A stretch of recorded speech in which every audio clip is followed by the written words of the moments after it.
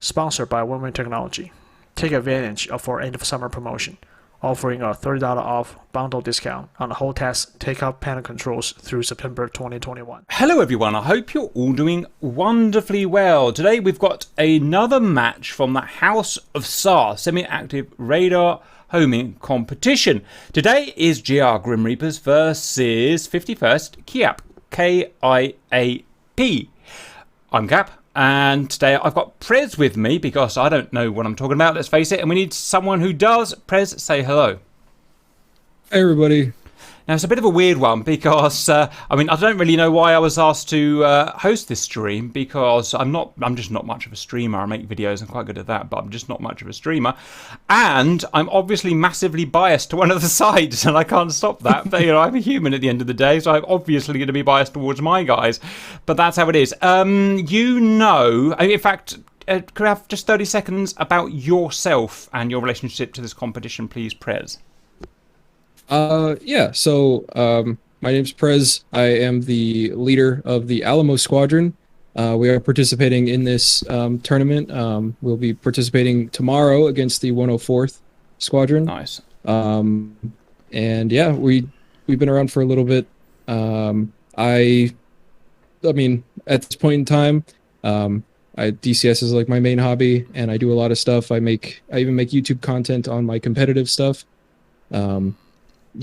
As like something to post, because I think it's good information, because myself starting in the DCS community, I never saw any like competitive stuff or any good gamers, as it were, for DCS. It was always streamed. It was always streamed, but a lot of people didn't tend to make videos. It's just a mindset thing, I think. So it's good to see more competitive stuff coming up on videos. Exactly. Yeah, and I use it as well to help other people. I started my YouTube thing as like a platform to help teach people, especially when it came to Tomcat stuff, because I wanted to learn everything there was about the Tomcat, but that information is just few and far between when it comes to quality and quantity. So we've been given access to VIP cars that we can control with combined arms, I've just found out. So must do my best not to smash into my own guys here. You don't see this on most streams. Look at this. That's so funny. This is really interesting. So one of your guys is flying the F-16. Yeah, no, that is interesting.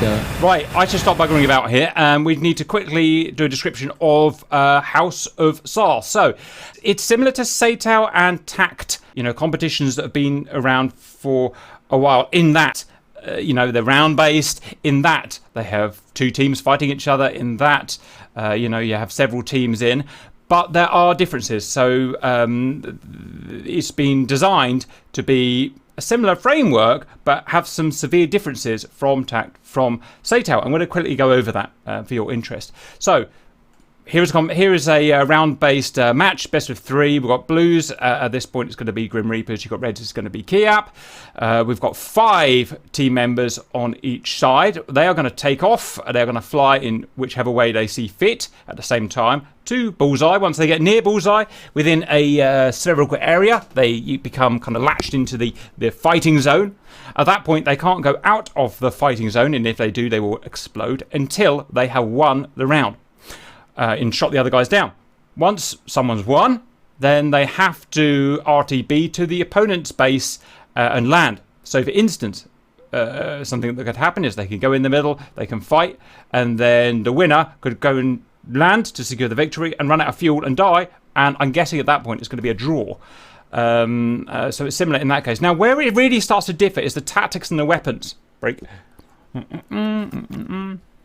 So any airframe is available, but there are no Fox 3 missiles allowed. It's fully active missiles like AMRAAMs, like Phoenixes, like SD-10s, which really are game-changing modern weapons. Instead, we're using the old-fashioned Fox 1 semi-active radar homing missile, like an AIM-7 Sparrow, like an R-27R, the non-E version. We're not allowed the extended range version.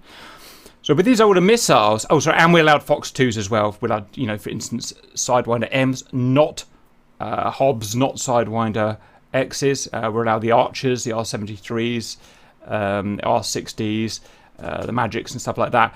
Now, because we're restricted because of this weaponry, tactics that we'll see here will differ massively to tact, will differ massively to SATAL on an individual scale and on a group scale. So that's going to be really interesting. So everyone who's joined this competition has to almost relearn from scratch how they fight these wars. And as well as that, probably the biggest thing is we don't have AWACSs. Usually these matches on tact or SATAL are driven by AWACS, by information garnered by the AEW aircraft, which are then sent to the the donor aircraft and the fighting aircraft, and that allows them to see where all the bad guys are and where all the good guys are, and they can plan like that. That's not here in this case.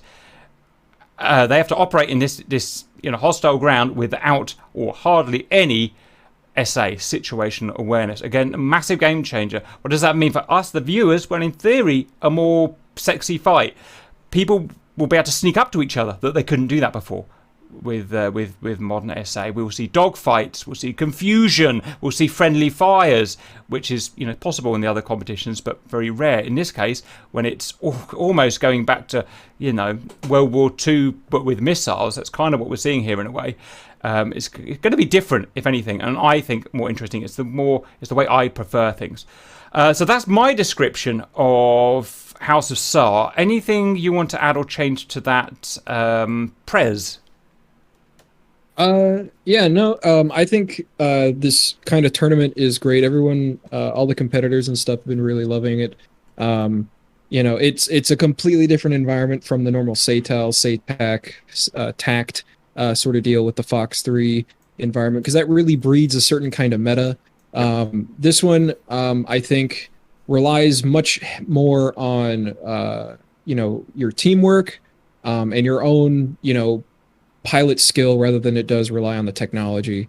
I think definitely one of the biggest things is the fact that this is significantly more chaotic than the other type of fighting. So usually the team with more organization is the one that comes out on top, is what I've seen. I've only seen one of these matches so far, and the major difference that I saw is the TACT / SATAL high information matches tend to be very, when you watch them as a a viewer, they tend to be almost scripted. They're not, obviously, but in a way they are, because you've practiced a tactic. You've practiced this chainsaw over here, this chainsaw over here, this guy's over here, and everyone knows where everyone are, so they can almost work to the script with modifications. And it looks almost like kind of ballet. The teams are balancing to each other. No one's going in for any chaotic shots. No one's getting close to each other until eventually people start running out of missiles. People get angry. People get greedy or whatever. All the usual things. And then you finally get a winner. In this, it really is just 5 planes running into 5 planes and all hell breaking loose. In terms of tactics, obviously there are some there, but because we don't have the control of the battle where you require situational awareness, it's much more, we were talking about it before, it's much more independence based. Obviously you need communication, you need some rough tactics, but also is much more independence based, and and the rounds are over much faster. SATAL you can sit there for 30-40 minutes just on mil power, just swapping long bombs, but on this it's smack into each other's face, and the winner is the winner.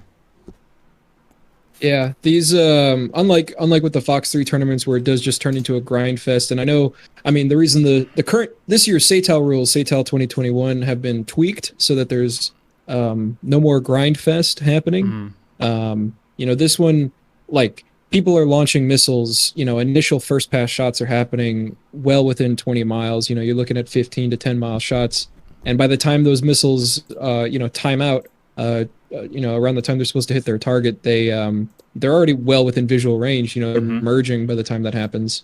So it's definitely a lot quicker of a game, way faster. Roger. Now, I do apologise, we're slightly behind. As we can see, Grim Reapers are taking off. In fact, both sides are obviously taking off. But it's okay, because we've got plenty of time before any mergers are going to happen. We'll talk about the teams as we go. Yeah, I'm interested to see what your guys over at GR have in store, especially now that they're not running 5 flankers like they did in the last match. They're actually running an F-16 and an F-18 and trail there. Well, here's the thing. I mean, I know nothing about our guys. I know them, but you know they do all this behind closed doors. I'm interested to see what's going on. So we're going to go over the teams now quickly, Prez. Let's do Blues quickly because obviously I know them. So last time we had 5 flankers. We did win, kind of by the skin of our teeth, but we did win. But we've got to change this time, which is going to be interesting. We've got a 3-ship at the front. Let's quickly talk about them. Signore. Everyone knows Signore by now. He kind of fun-loving, crazy guy, training up to be a real pilot. He's doing his thing there. Kilo Tangent, very beloved youngster that's just joined, highly skilled. Squirtle, who actually left to have a baby, just can't stay away, and he's come back. He's someone we're very proud to have. He came second. At some point they do like red flag 1v1s and 2v2s. I don't know if there's anything you've done. It's nothing I've ever known about. But he came second in the 2021. So he's, I don't know if you can call him the second best independent player, but he's obviously right up there, which is great. So that's those guys. They're going in their flankers with the usual assortment of R27Rs and Ts, no extended range versions. And I'm guessing those are 4 archers there. And they're going in a nice formation, which is good. Looking super sexy. Now here's the thing, we've changed. We've now got the other guys in an F-16. This is Ace and a Hornet, which is Penguin. Now here's the thing. This is my team, and well, I don't own it, but you know it's a Grim Reaper's team. But Ace, I don't actually know who Ace is. I don't know if it's a boy or I thought it was Cortana for a while. It's someone they've snuck in somehow without me knowing, and they refuse to tell me who it is. I don't know. I don't know anything other than that, which is weird. Now, because they're doing it, it probably means it's someone kind of big and important and well known. Who could that be? Absolutely no idea. I'd love you guys to try and sneak and try and find me out who Ace is, because I don't even know who's in my own freaking team.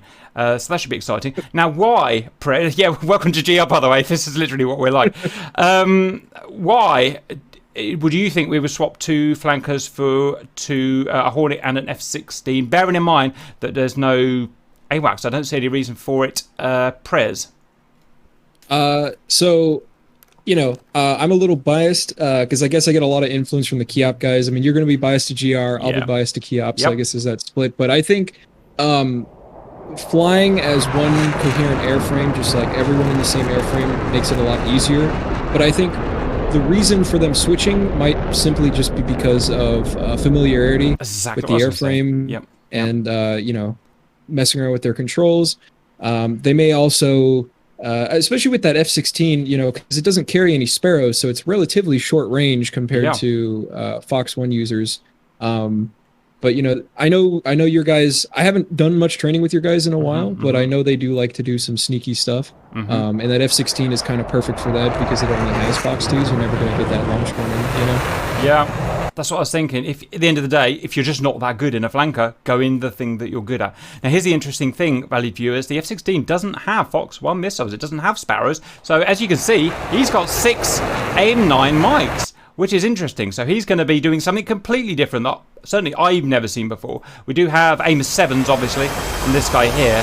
I would love to be able to fly in the wall watching their planning session to know what they're planned. Also, here's the question, why are 3 going off here and 2 going off there? Anyway, I should leave this now to go and look at KIAP. We've obviously got to be fair to everyone. So, KIAP, I don't know these guys, but we've played them once and we had our butts kicked. So I am slightly worried.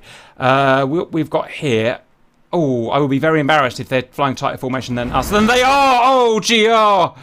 As shown out by our own game. Look at that! Yeah, wow. The 51st KIAP guys are probably the best formation flyers I've ever seen in the competitive setting. At the very least, they are crazy. They're so good, KIAP. I can't even click on the main front guy. I'm literally that's the best I can do. That's good. Now, here's the thing. Flying formation's pretty easy, especially with an FC3 playing like this. But to do it in a competitive match where if you clip someone's wing with some lag or something, sorry, you're out. You lose the game. It takes a big balls to do that and a lot of experience to be comfortable enough to do this. Now, interestingly, they've all got flankers, presumably with the same, the usual loadout of some Fox 1s, some Fox 2 medium ranges, and some archers. One thing I found about this that's of interest is that they are not going to have any data link. in that I thought they might have some fighter-to-fighter data link with the FC3 data link, but apparently that's not model in multiplayer, which is a big factor. Anything to stress on that side? Yeah, no, I think if the flanker did have fighter-to-fighter data link modeled in multiplayer, it would probably be, in my opinion, the go-to aircraft to select. You got the most missiles. You got, in my opinion, the best missiles for the tournament, and you have that peer-to-peer data link. The only other things that would compete with that would be the Hornet, which does have peer-to-peer, and can carry, up to 6 Sparrows. Roger. I don't know why I'm asking this, but I'm guessing the flankers in real life must have peer-to-peer data They link. do. In real life, they do. Roger. Okay. Yeah. Between fronts now, 90 miles. Now, don't worry, we won't be slinging and slugging any 140-mile Phoenixes or any 50 or 40-mile AMRAAMs. That's not how this competition works. This is very much different.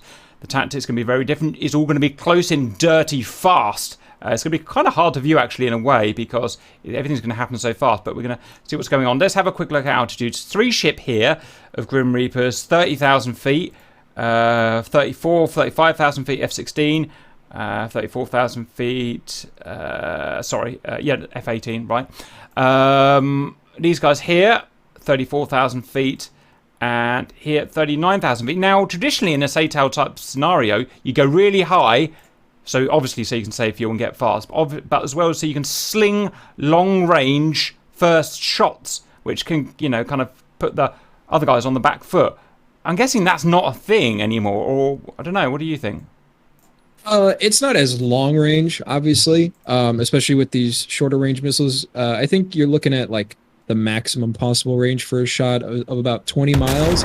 But, considering Fox 1 missiles, and at least this era of Fox 1 missiles, that's still impressively far for these missiles, because normally you'd shoot them within 10 miles. But being able to really get up in altitude and get fast and stretch the legs makes a huge difference. You'd be surprised how many people get caught off guard with a first pass R-27R from high altitude. Yeah, absolutely. Apologies, I just forgot I forgot to go over the red guys. We've got Coxie here. These are a mixture of Europeans and some Americans, so, multinational. We've got TechNet, I had to fucking read that. Technetinium. There are 5 syllables. Yep. Technetinium. Well done. Much better than me. And we've got some sea flankers here. Brickshot, Rich, and Frosty. Sea flankers are much weaker, I thought, than flankers kinematically. Any idea why you would choose a sea flanker? They pick it because actually the naval-based flanker has access to an emergency afterburner, which is more powerful, obviously, than the normal one that's used for carrier takeoff. So, they'll get up high and then they'll throw themselves into full emergency afterburner, and they get impressively high and fast. Like, I'm talking 40, 50,000 feet Mach 2, wow. Up there fully loaded. It's really impressive. These guys know how to really stretch the legs on these flankers. It's really impressive to see. Roger. Okay, so red, I'm just going to say reds and blues. Reds, kind of typical pincer format. We've got 3 sea flankers here, 2 land flankers here, coming from different angles. Altitudes are high and probably high. Wow, 50,000 feet! What the? Exactly. Heck? That's exactly what I'm talking about. They've got their big burners on. Yep, you're looking at, up at this altitude, I would say that they're pretty much unchallenged in terms of their first pass capabilities. They're not going to fire super far away, because they do understand the weakness of these R-27Rs, but they'll be able to F-pull their opponents a lot sooner. And we have a first R-27R out from, I believe, Breakshot, coming out towards Ace over there on the left-hand side. Big fast shot. Ace is obviously, because it's a Fox 1 type missile, he knows it's been shot immediately, and so he can take evasive action, but it is really fast, kinematically high missiles. That doesn't mean he's necessarily going to beat it. Look at these guys, they're coming in such force. A big 3-ship just punching into Grim Reapers, which I don't like, obviously, but it's kind of cool. Yeah. Frosty's going off for Ace, who's immediately had to go defensive, and there's no way he can turn around and get back in. He's going to wait for cover from these guys. So, missiles from Grim Reapers now on this 2-ship, 20 miles times 2. It looks like Squirtle and Signori have targeted their guys, but Technutinium and Coxie have done a cross block here, both going cold.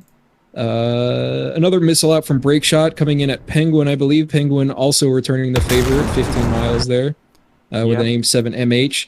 I personally would not use the MH because the lofting actually hurts the Sparrow because it's not a really good loft profile, but you know, this knowledge comes from a lot of testing and you know, fighting with my own teammates, trying to figure out what works best and what doesn't. Ooh, I think Frosty might get a kill here on Signore. Yep, he's snuck up on 3 miles in trail.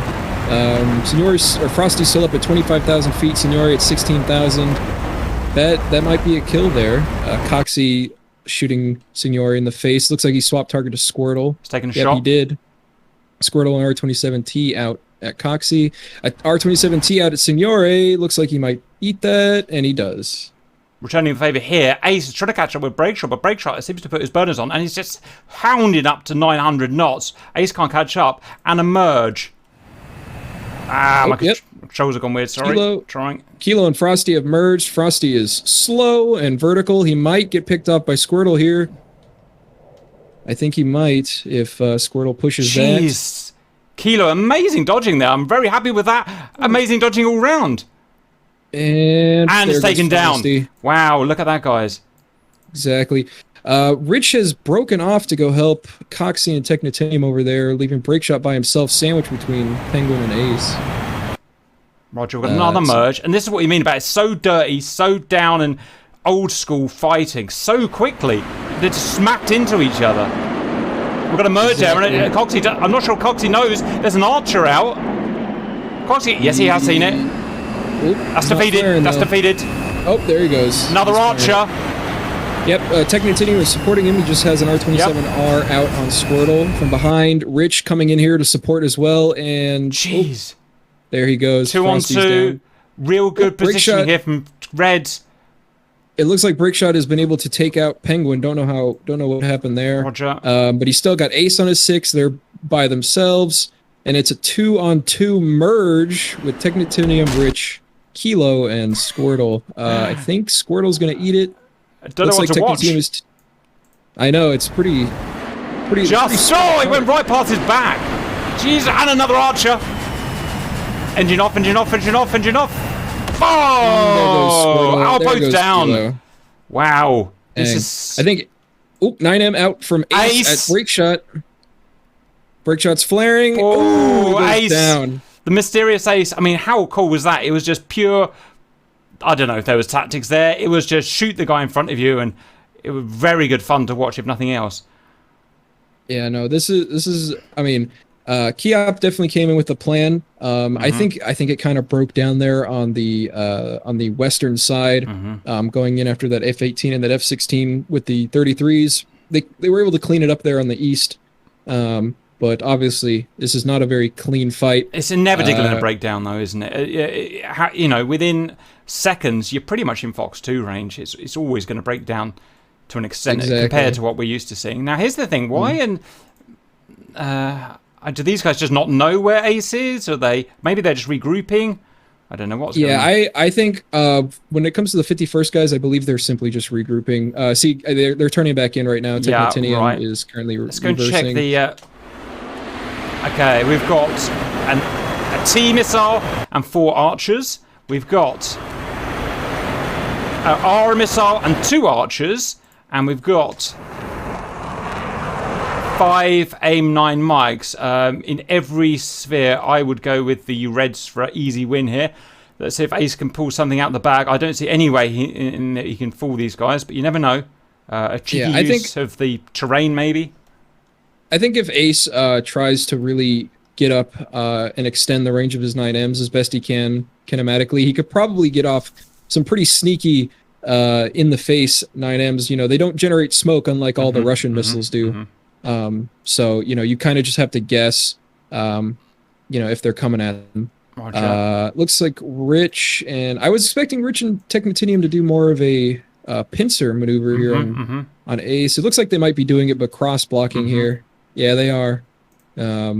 Let's see who Ace goes after. It looks like he's just going straight up the middle. Oh, nope, he's picked Rich. Okay, we've got a T out, and an R. Oh, that T looks like it's going after Rich. or I think it might have been going up to ace. We're hit. No, we're not. Oh, just. There it goes. Well done, boys. I didn't think that R. Yeah, that was pretty rough.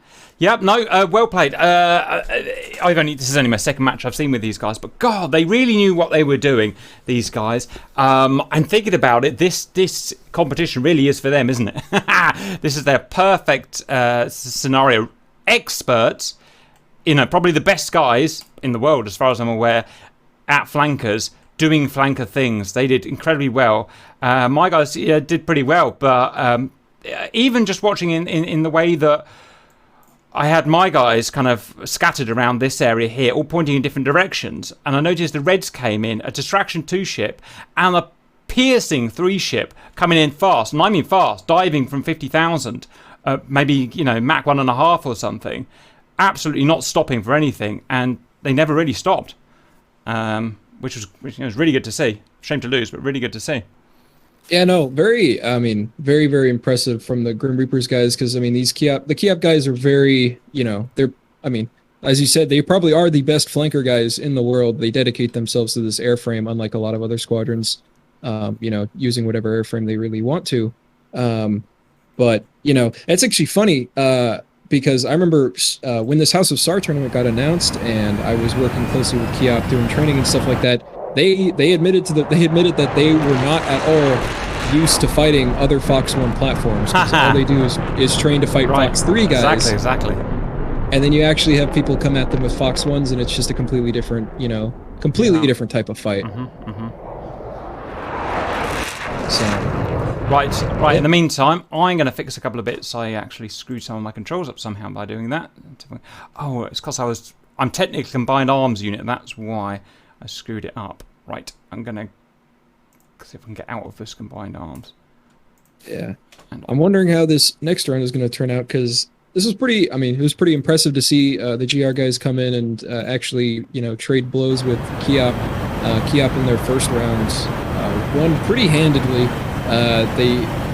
They only lost one person in both rounds. First round they actually just clean sweeped, not a single pilot lost. Second round, they only lost a single pilot. Wow. And to see them, come out of here with 3 missing guys is a pretty big, in my opinion, I think it would be an upset.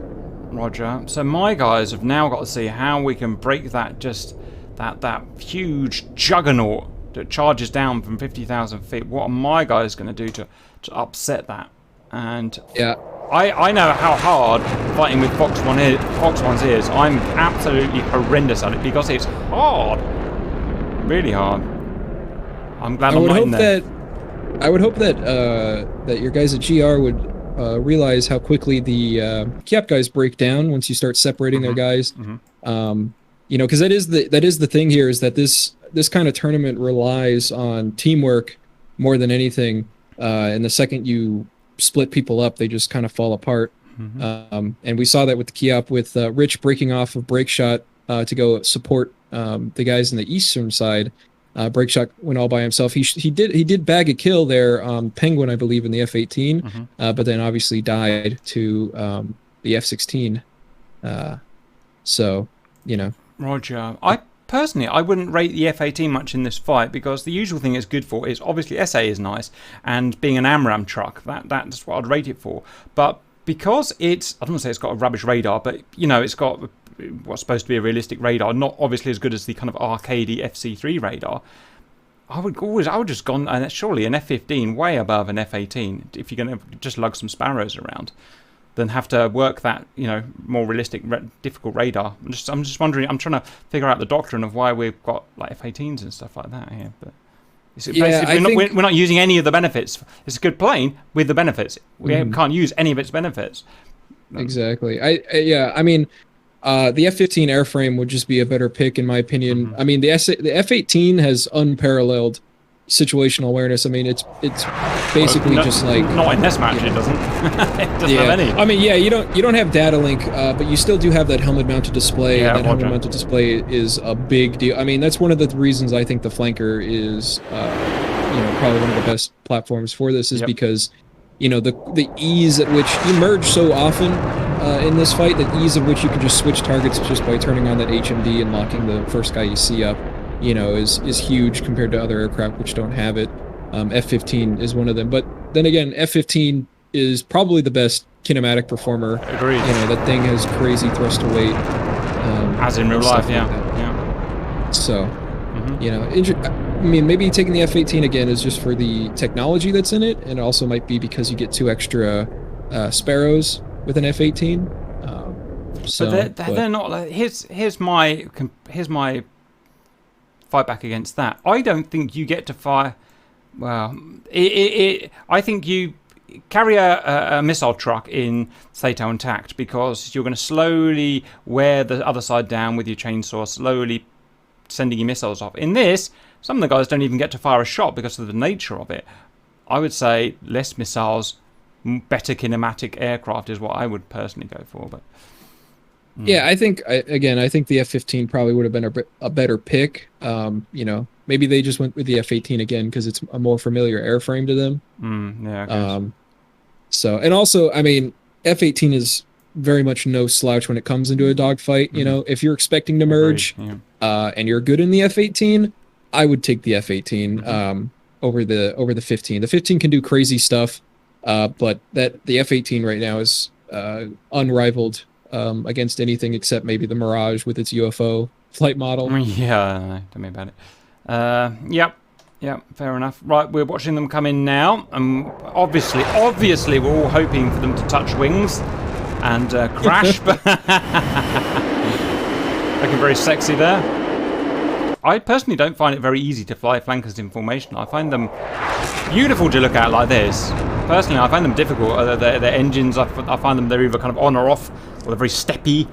And I find them, because the trim is so... Russian aircraft in general seem to be so trim sensitive. You're constantly banging the trim around. I just find them very difficult to fly in formation, but that's just me. Obviously, it can be done very well, as you can see here. Exactly. Yeah, the SU-27. I mean, I personally don't really like the engines too much. I mean, it's, you know, in real life, the Russians don't have very good engines compared to the U.S. Yep. They're still far better than a lot of other countries, but their engines are pretty rough around the edges. And then if you've ever flown the Tomcat, you know, you got to keep your thumb on that trim hat constantly, because this, you know, it's a very unstable airframe, so it changes its flight performance based on airspeed quite a lot. Yes, exactly. That's exactly what I noticed.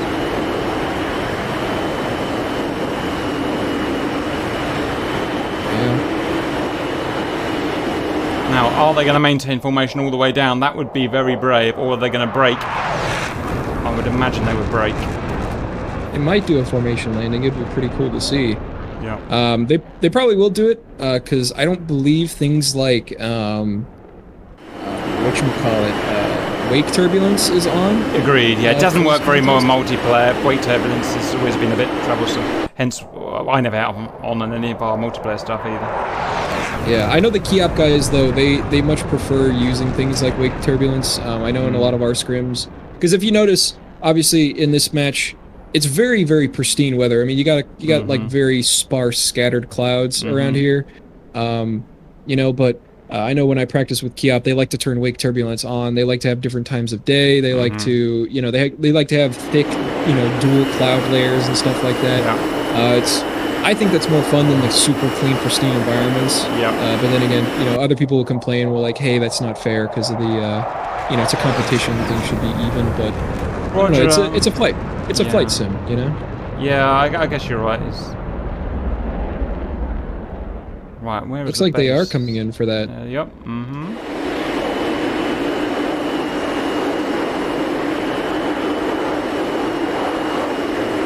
Even a good pair landing in tight formation is still dangerous because obviously the slower they get, the less control they have. The flanker though does have impressive low-speed turning or low-speed control. If you've seen, you know, the air shows or anything to go by, they're crazy. Not sure if it's that good in DCS, but who knows? Maybe the KIAP guys are just that good. We've got one sea flanker and one land flanker survived. Looks like they're coming in for an overhead break, I think. Yeah. makes a bit more sense. Really slow overhead brake too, 280 knots indicated. And there goes the C flanker, and there goes the other flanker. No matter how many times I see this, it's such a beautiful aircraft. Oh yeah. I know it shouldn't really matter what they look like, blah blah blah, but they really are, aren't they? Yeah, no, I think Flanker is definitely one of the most beautiful aircraft that's ever been designed, and I mean, besides beauty, it functions pretty well. It's a pretty, like, you'd think it wouldn't perform that well because of how large it is, but it is, you know, hearing from real pilots that have done like dogfight training with flankers, you know, that it makes their eyes water, the things they can do. Yeah.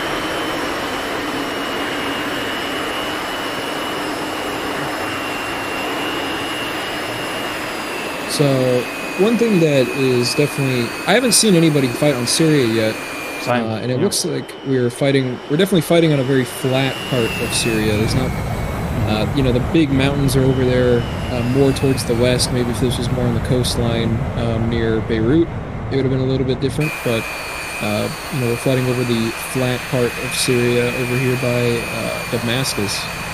So I know your GR guys like to do some mountain stuff. It's nice to hide behind, especially in this data linkless environment, no AWACS and stuff like that. It's a lot easier to dip down, disappear, and come back up.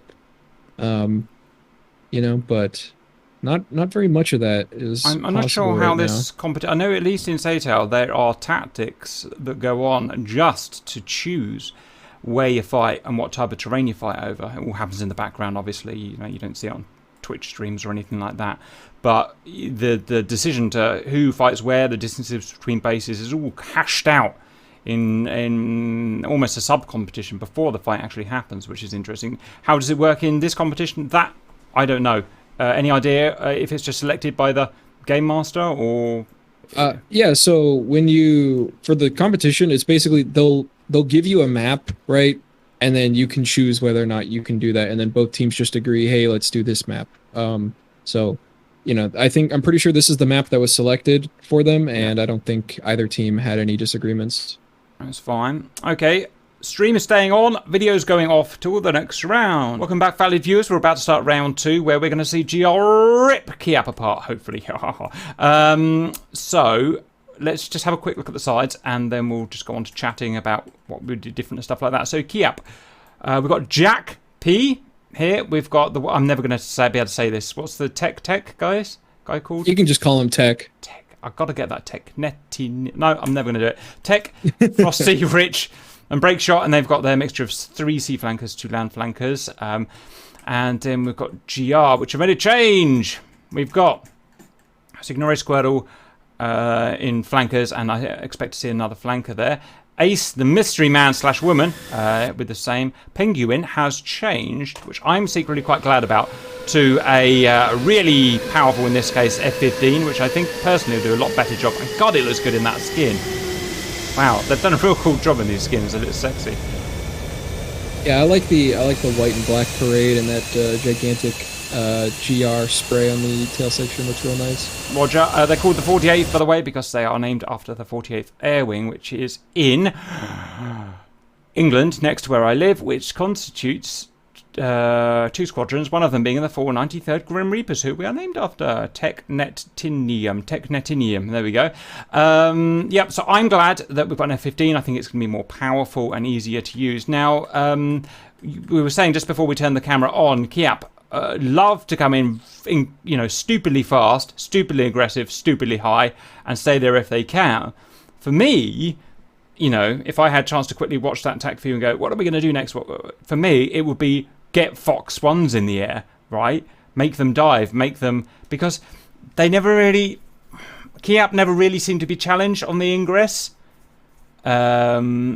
Whereas I think if you had missiles out on them, but a spread of missiles out on them, it's going to force them to dive, it's going to force them to notch, go cold, break them up a bit.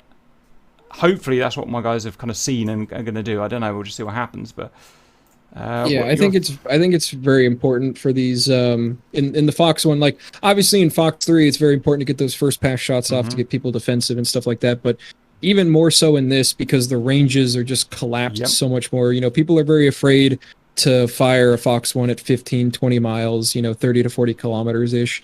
But against people like KIAP, like you need to do that in order to get them defensive. Exactly, because they're just too strong. If you just leave them alone like that and allow them to come to you, well, it's like allowing a freight train to come to you. It's Yeah, exactly. I've seen it a lot in my own practicing with other teams. Practicing with KIAP is, you let one guy stay up high, he is going to sit there and be unbelievably oppressive when all your guys are starting to dive to the deck to defend other missiles and stuff like that.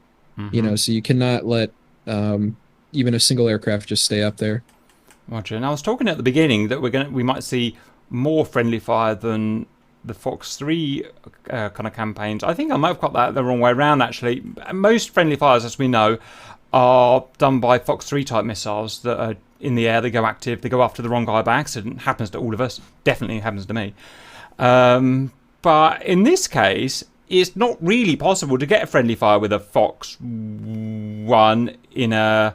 assuming you don't purposely, accidentally fire on the wrong guy, that type of thing is not really going to happen, which is interesting. Obviously, Fox 2s can still go wrong and go for the wrong guy, I suppose. But I don't know, it's just interesting. I think that's also, they're taxing right now. I think that's also one of the issues that we see with people who are new to the flanker and using it to this is that everyone knows about the electro-optical system, the IRST that the flanker has with it. You can passively track somebody without them knowing.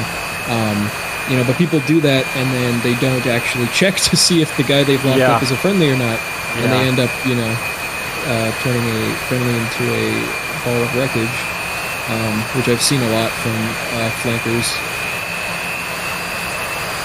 Yeah, it's obviously a big noob mistake forgetting to turn the radar on to check the eye there. Yeah, and it's for everyone who flies the flanker, it's not very hard. Just like you can just quick turn it on, a little flick, it'll pop up. Like if you have the English radar, it's like an AFK or something like that, ARK, and it'll be like, yep, it's a friendly, and then you turn it off, and the other guy just won't. They'll never know. Yeah, exactly, because the RWRs just aren't that quick. One thing I really noticed is the organisation. I always try to instill on my guys, where we get to talk to them, the importance of, what's the word? Not necessarily organisation, kind of punctuality and discipline. There it is, discipline. That's why I make them fly in formation, even though it's uncomfortable, because it teaches you army-like or aircraft, Air Force-like discipline. But I notice here that one thing I notice is immediately, as soon as the server gets up, KIAP are in, all of them were in within a seconds, and they're already waiting in the runway on formation, feet apart. Whereas my guys, I don't like to say anything bad about them, but it's kind of my job in a way. One guy hasn't even made it in yet, and that's kind of that discipline thing. And that discipline, I think, trickles down. So kind of like the army does, everyone gets a perfectly disciplined haircut, even though when they're joining the army when they're 16 or 17, perfectly disciplined boots, shine boots, perfectly creased trousers. Sounds stupid, but that will trickle down into combat, and that discipline, is what will make them a good soldier in the end. As in, the discipline of doing stupid things like flying in perfect formation is the thing that will hopefully trickle down into their way that people fight. That's the way I think about it, anyway. I can definitely tell you from my own experience, and this comes from KIAP as well, is that doing things like formation flying, even in a competitive setting, is very, very important for discipline, communication and stuff like that. It's, if you want a really good team, they have to be disciplined. That's just how it has to be. You can't really put together a hodgepodge of guys. That's right. Expect them to do well. So you couldn't just take, I don't know, 5 big shots off the internet. Off the I don't know. I'm not really in this scene that much, but just take 5 really well-known people. You couldn't just stick them together in a team and say go fight, because there's no gel. They won't be disciplined with each other. They'll just be 5 guys doing their own thing, whereas 5 guys that are less skilled individually but work perfectly as a unit is obviously much more useful thing. Exactly. And to quote like real pilots, a single plane is a liability and a 2-ship is an asset. Roger. So always working with at least one other guy in the air will, it doesn't just double your performance, it's like it increases it by a lot, as long as you guys actually are able to work together. Roger. Okay, we've got our 5th man on the go. It's Sean B, and this is interesting. It's another F-16.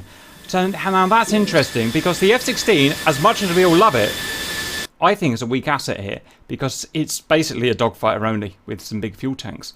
It's got no... I think if... No, I think if they... because I've seen other teams fly the F-16 as well, and, they'll go low and pop up with the F-16. They'll go super low and fast. And even in terrains where there's not much cover, if people aren't, scanning, they're not going to see them. So, I'm interested to see if that's what their plan is here with 2 F-16s. They'll have the F-15 and the 227s fly high and fast to try and, distract KIAP, while they have the 2 F-16s come in low and fast and pop up and kill them as they get disorganized. That's definitely a very, very powerful tactic, and especially with no data link, it's way easier, right? Because if you don't see them with your radar, you don't see them at all. Roger. I mean, that would be nice. The only problem that leaves GR with in this case is you've got your 2, let's call them wild cards, because that's kind of what they're doing.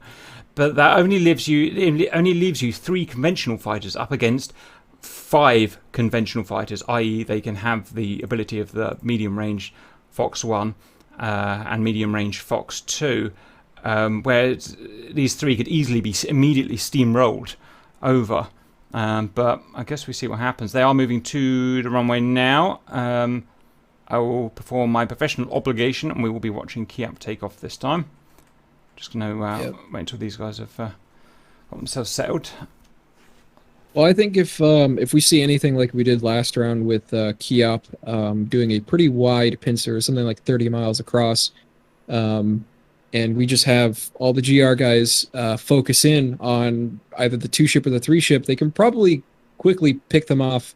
I mean, obviously it's going to be pretty hard, because then you have the other half of that pincer coming in and crashing into the side with them if they're not careful. But, they could, do a 5-on-3, 5-on-2 type of fight, quickly win that, especially with taking some sort of, sneaky split with the 15s and 27s together, and then the 16s together. So I don't know. I'm looking forward to see what they do. Roger. Right, so they're waiting for those guys to go. Also interesting to see both sides have done a roster change. We have Sean B on GR, and Jack has replaced Coxie over on the KIAP side. No, I'm not a competitive player, because, well, I'm just not good enough. But you are. What is the idea behind these changes? If you're watching a soccer match, or another sport, you change people around when they get injured or something like that. Why would you change someone like this? Is it tactics, or is it just to give the guy a go? It may be to give the guy a go. Depends on the confidence, because I think Jack here is not a full-fledged member. He's got a little P designation next to his name. Oh, is that what it is?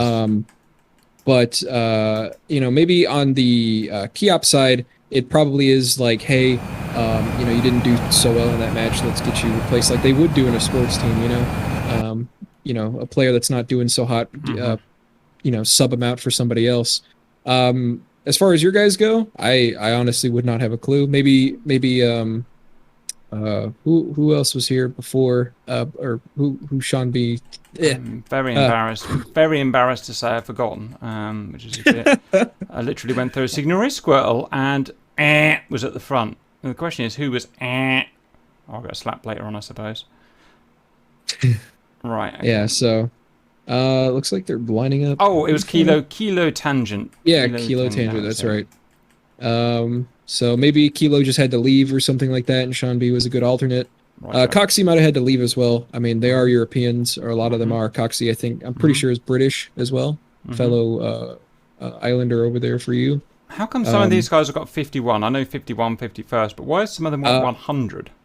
So originally, KIAP was 2 separate squadrons. You had 51st and 100.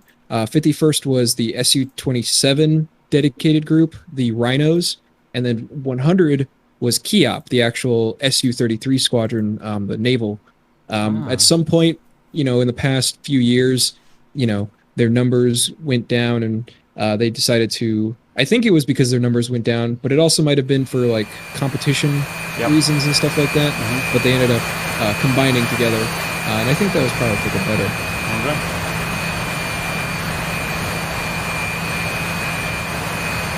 KIAP, I should say, probably do have their own competition skins, but I haven't downloaded them because I'm just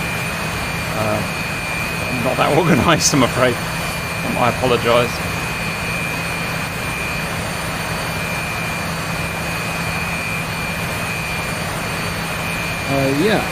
I don't think KIAP actually has competitive skins. I've never seen them post them.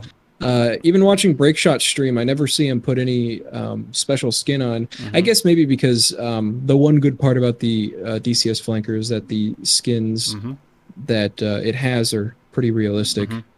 Probably not the highest detail compared to like what you could do custom-wise, but pretty decent. They look cool. They look cool as well. It's like it's not just a grey F-15. It's a nice definitely that's definitely the nice part about the Russians. That's people always they say Russian technology sucks, but Russia definitely beats us in the looking really cool game. Yeah.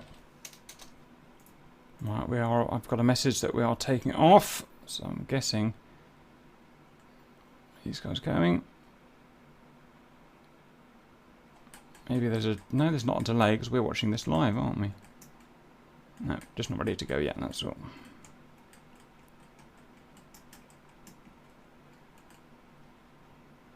There we go. And look how they accelerate really slowly.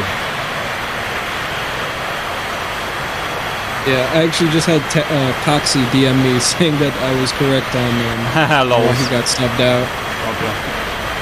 So, yeah, Coxie's definitely good, but KIAP definitely, again, they're very disciplined, and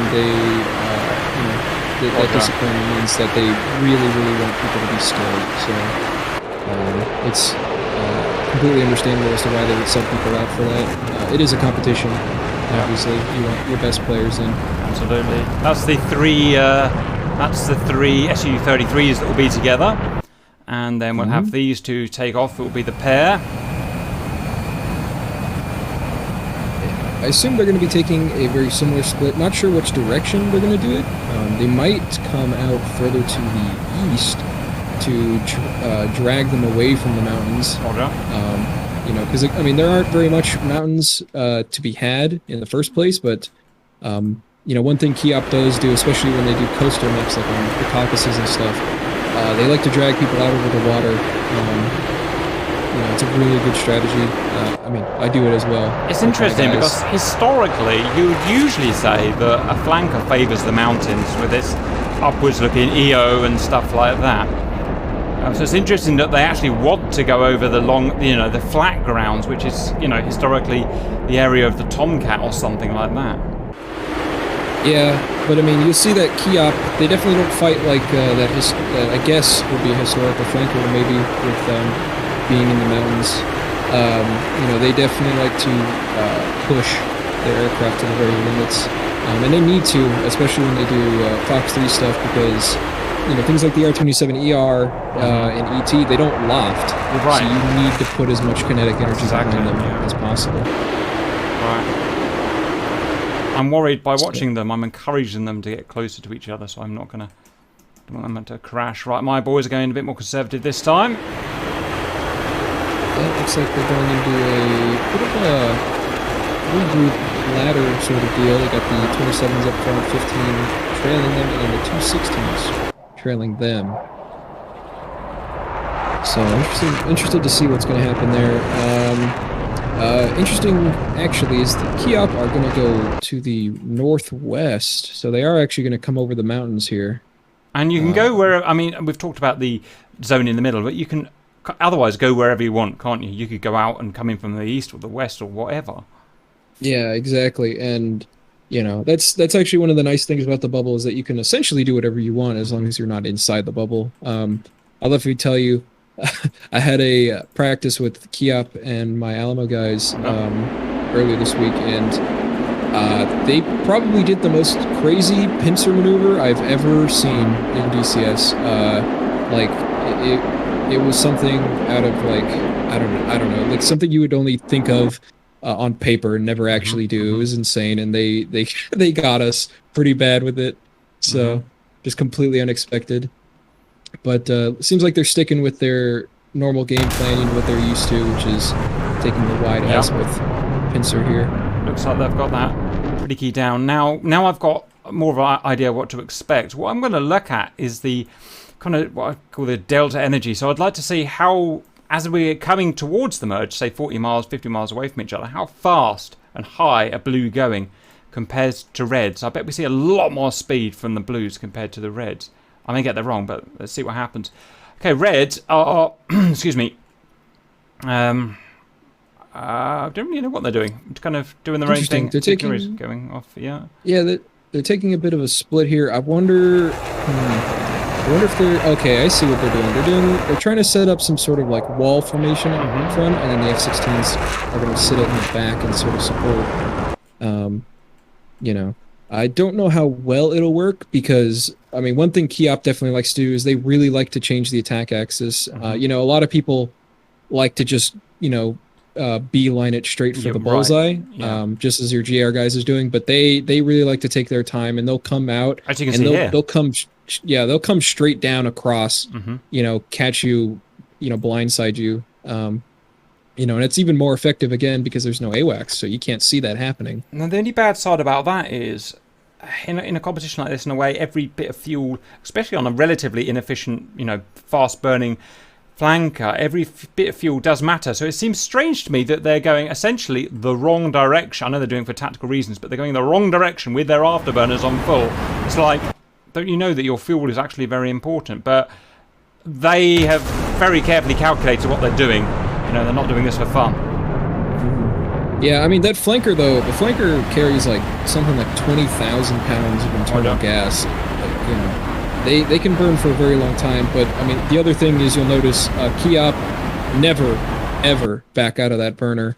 You know, so I usually see them end up with you know, only a few 100 kilograms of fuel by the end of it.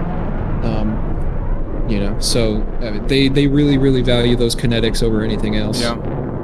It's always done well for them so far. Okay, these guys are going this way. Let's just have for fun, a look at statuses. So we've got 36,000 feet and 700 knots, which I'm guessing is TAS. I don't think it's going to tell me anywhere, but okay. We've got 31,000 feet and 660. Let's compare that to the reds. We're beelining it. Much slower, mil power rather than burner, for the same jet. So that is interesting. 34,000 feet, 540 knots, 700 knots from here. It looks very... Reds look very hodgepodge at the moment, but let's not judge them before their eggs have hatched. Let's see what happens. You never know. Actually, this is also one thing too, is that if you know, if the GR guys have their radars blaring right now, because again, there's no AWACS, so the only indication you know of where your enemy's coming from is if you spot them, or you know, they hit you with their radar. And that's actually a tactic that I know KIAP uses, is they wait for the last moment to turn their radar on. And I mean, I've done that with my guys as well in this competition. Is, you know, we don't turn our radars on until we get hit by their radar. You know. Why and why is that? Sorry, is it from a stealth point of view to hide? Yeah, or because it's well, because you know, when their radar hits you, that doesn't mean they detect you. That just means, you know, their radar is able to come out and touch you. Yeah. You know, but you know, the actual detection range of a radar is shorter than how far those, you know, radar waves go. Yeah. So having your thing blare is easy because I mean that's what I definitely did. Is we came in, we left our radars off, entered the bubble, and boom, nails, right over there, 11 o'clock. And we're like, all right, everyone point your nose, 11 o'clock, and then turn your radar on, start scanning, and boom, there they all are, and they probably couldn't even see us at that point. There's one more thing, sorry, that we forgot to talk about. We're not allowed, and this is a really interesting one, we're not allowed jammers in this competition. I think that's not a thing in other competitions, but any idea what that's all about? I think, because, I've talked to KIAP guys a lot about this because they definitely like using jammers. It's one of the strong suits of the flanker in DCS. It's the only way they can really fight Fox 3s super effectively. But there's a lot of people not understanding the way jamming works in DCS, and people still thinking that jamming is still broken with like blinking and stuff like that. Flaming Cliffs 3 aircraft can't blink their jammers anymore. The full fidelity aircrafts can. But in this kind of competition, I don't really see the issue with having them allowed. All it would really do is like scream, hey, I'm over here, and then also, the R27R and the AIM-7M, those have home on jam, right? So if you have your jammer turned on, you're effectively turning these Fox 1 missiles into Fox 3s, right? So I would think it's a disadvantage to carry a jammer in a Fox 1 environment.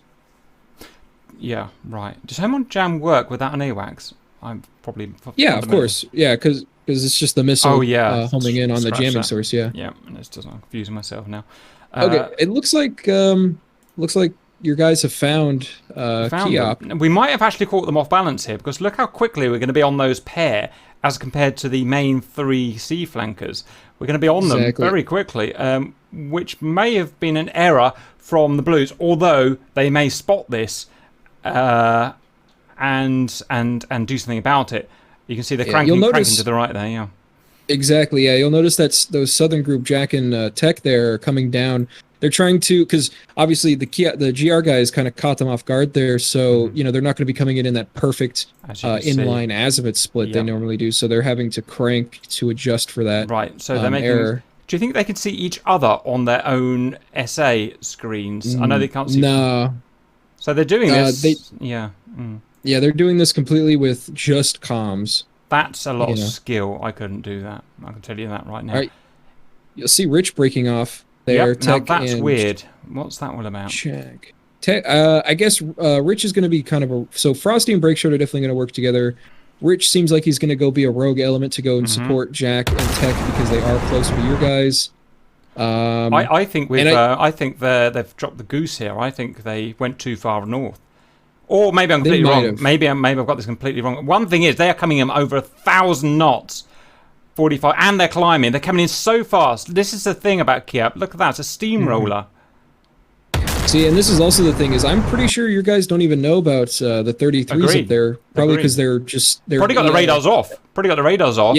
Yeah, they're just sitting up there in EO, tracking your guys passively if they can, and using callouts from Tech and Jack. Yeah. It looks like Tech and Jack are also set up to try and do a grinder. Probably their best bet in this situation where they're running into the horde of GR.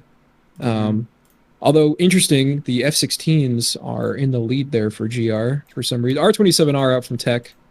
Yeah. Probably out at Ace there. How far is that? That's like that's real far. 17 miles on a practically beaming target. Ace seems like he's turning around cold. Good on him. It's going to work for Blues because look how quickly those guys are coming in at 1,100 knots, just smashing into the side of GR. Exactly. Honestly, if I were in the GR's seat right now, I would be looking at my radar and saying, "Hey, I only see 2 guys. Where are the rest of them?" So, I would definitely be searching, but it looks like your guys are, the GR guys are focused right now on trying to kill Tech and Jack down there. Look at that. That's so aggressive. Yeah. It's almost like they know exactly where we are. They're just so well organized. They can see us. They can see our cons. They're going for our cons. See that. They're above cons. That's also one thing too, is that I notice a lot. There's a R-27R and an AIM-7 out from Squirtle and Penguin, 10 miles ish, about 10 miles. Might be a good kill on Tech. No, it looks like it looks like Tech is notching. Yeah. He's definitely going to beat that. Yep. But One thing I've noticed in this competition is, especially from watching other people's streams, is people just don't look outside the cockpit at all. Especially with SA. Exactly. You have all these smoke trails coming off these jets, and you're fighting within 10 miles all the time, so well within visual range. You got to be looking at your cockpit because there's people just flying over your head firing missiles on the other team, and you don't even know. Looks like Penguin's going to get killed here. Yep, taken out by a 27T. We got an R out. Looked like it was out on somebody. I don't know. Break shot and Signori, though. 2 miles and head on.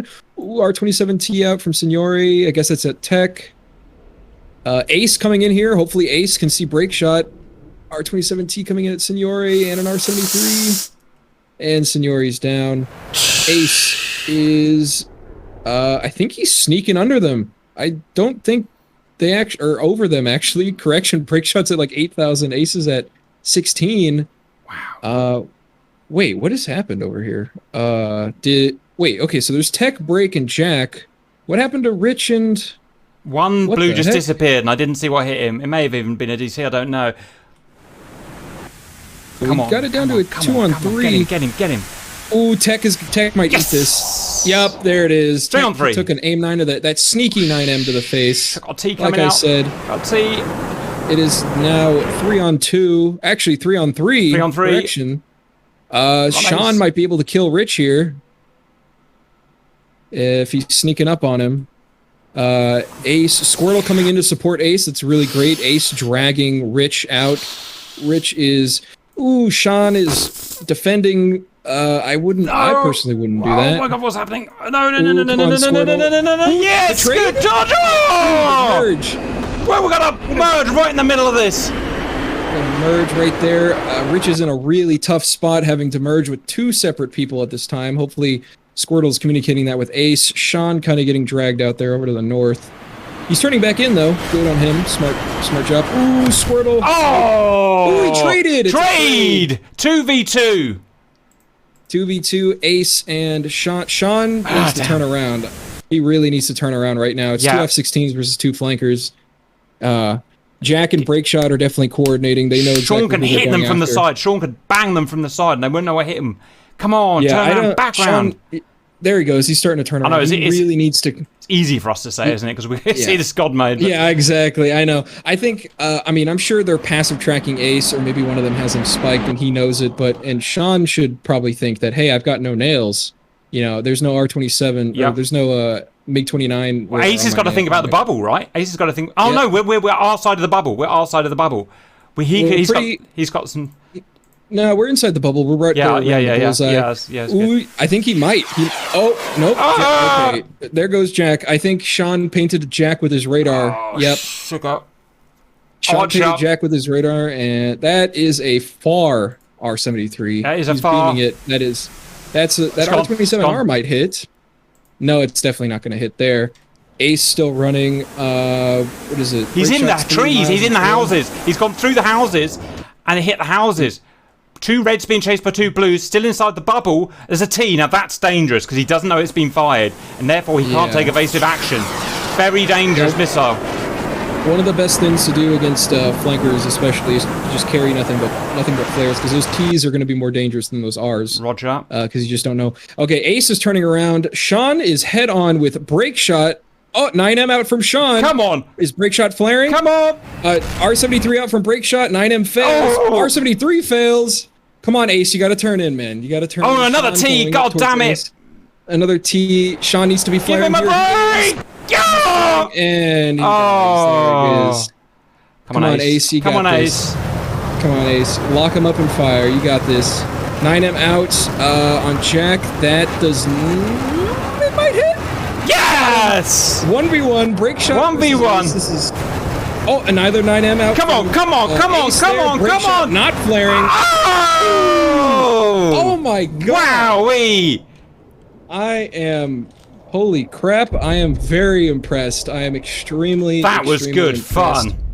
Hopefully Ace has enough fuel to go home, but my god, that's insane to me. I mean, that first round, you know, I mean, 51st definitely didn't walk out of there super clean like they did in their last match, but I'm very, very impressed to have seen GR come back like that and turn it around, especially when they're tearing two F-16s. I'm really proud of that. I'm really proud of that because Blues started so strong, a distraction pair, and then the other guys thundering in. They really thunder in, and our guys were clearly caught off bounds.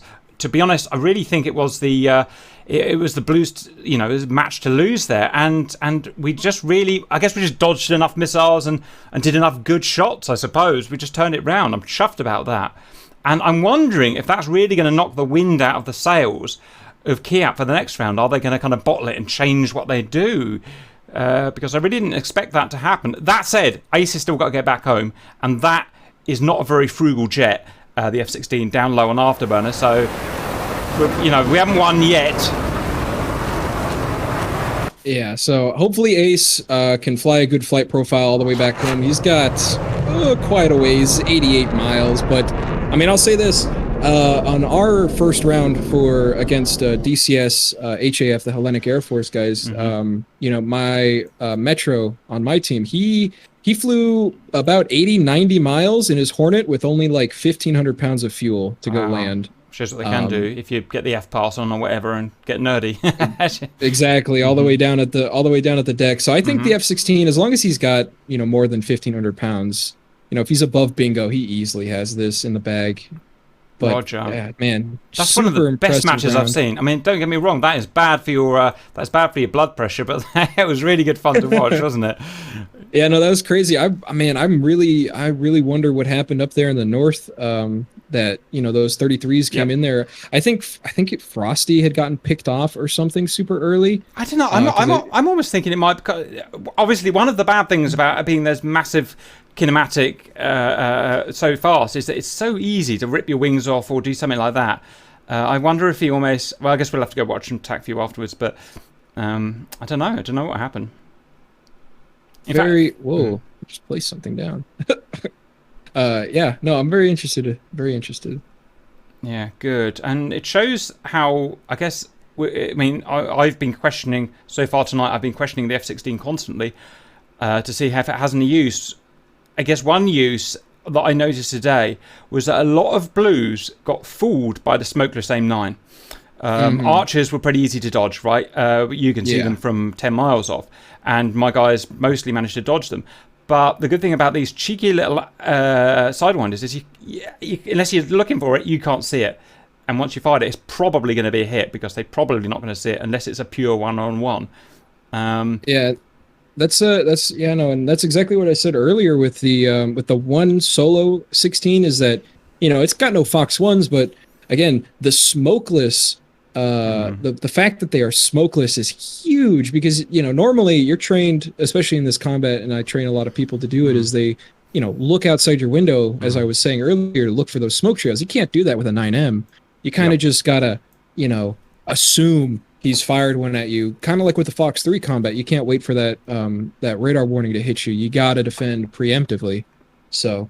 Roger. You know, very impressive that they were able to get those 9M kills like that. You know, they got, I think, maybe 2 or 3 of them, right? Just with those sneaky 9Ms. Roger. We've got Stream saying that Ace is from Finland. He carries a US flag in memory. Wow, who knows? Who knows? But Ace is the hero at the moment, which is nice. Really good shooting there from his helmet-mounted display or, you know, whatever the heck he was watching. Yeah, good on Ace there for really being able to win it for his team.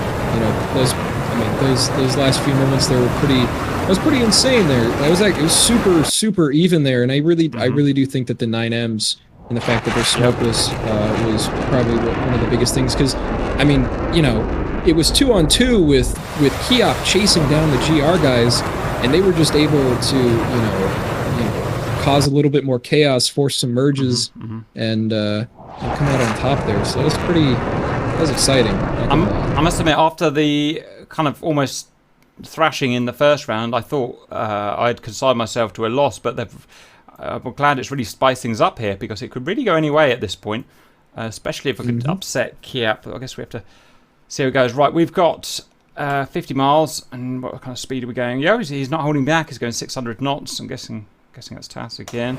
Probably, yeah. He's probably sitting full military power here. He's going 420 indicated. So I mean, actually, that's actually another good point to make. The fuel, I'm thinking now, is actually much more relevant in the Fox 3 fights, where you really do, you sit on the grinders and you can be there for 20, 30 minutes sometimes. Here, the one good thing about it being maximum a 10-minute fight, it probably, if when I watch that back, it probably took about 3 or 4 minutes. You know what it's like when you're in the heat of battle. Time just goes by really quickly. It maybe fuel's not as much as an issue with House of SARH, simply because the fight times are so small. It's just one giant dogfight, really. Yeah, I definitely think that the fuel is not as big of an issue. It can be in some of those protracted fights. I know, again, I'm referencing my own match because that's where I have the most experience with it. But, that first round we had my guy Metro 1v1, one of the DCS half guys, and they couldn't find each other. They literally flew in circles for like 9 minutes. Right, and there's nothing you can do there. They're locked in. They can't cheat. They can't look at a map. They can't look at a screen. If they find each other, they find each other. But that's interesting. Exactly. And we actually won because the other guy was in a Mirage burning at the deck, and he ran out of fuel. Oh, wow. Yeah. So he had to crash land in the field. So, yeah, I mean, if it gets down to that point where people just can't find each other, but, I mean, luckily for both GR and KIAP know what they're doing, so they're always going to have, they're not going to lose you. And thankfully, GR was organized enough that they were able to catch them off guard. Actually, that's actually one of the good things about being chased in this kind of environment is like, hey, I've got someone on my 6, and then you're like, okay, if I know where my friend is, now I know where the enemy is, You got him right where you want him, as it were. We were also lucky when we were getting chased, Ace was getting chased, which was probably the main dynamic of that fight, because 2 were chasing him. It sucked 2 fighters into, I think it was Ace, I may be wrong, it's one of our guys anyway, and we were leading him back through the bubble, and we must have travelled 30 miles on the deck, 20, 30 miles. Now, it was lucky we started off that chase at the south end of the bubble, because obviously we went straight to balls, so the fight happened well in their side of the bubble, which allowed us to do that massive drag back, which probably was the dynamic that won the fight in the end, I imagine. Whereas if the fight had been done, for instance, in GR's side of the bubble, we wouldn't have had that space to backtrack so much, because they would have hit the edge of the bubble. How big is the bubble? About 50 miles diameter or something, I'm guessing? It's 81 nautical miles, in diameter. Yeah, it's pretty wide, especially for Fox 1, but it definitely gives people enough room to do whatever they want. That's actually a lot bigger than I thought, That's all the way over there, so I don't think anyone's going to be going outside the bubble. You run out of fuel before you get there, I imagine. Yeah, honestly, I definitely think that the tipping point in this fight was whatever the heck happened up there at the top, that one of the members just disappeared and it was down to a 4v4 out of nowhere. And then also the other thing was Rich really wanting to secure that kill that he was never able to get. Got himself sandwiched and separated. And again, with especially this Fox 1 fight, teamwork makes the dream work. As it were. So, and when you don't have your team with you, you get demolished pretty quickly. Absolutely. Boom. He's coming in here for a landing, I guess. 10 miles out in his dive. Looks like he's still, maybe my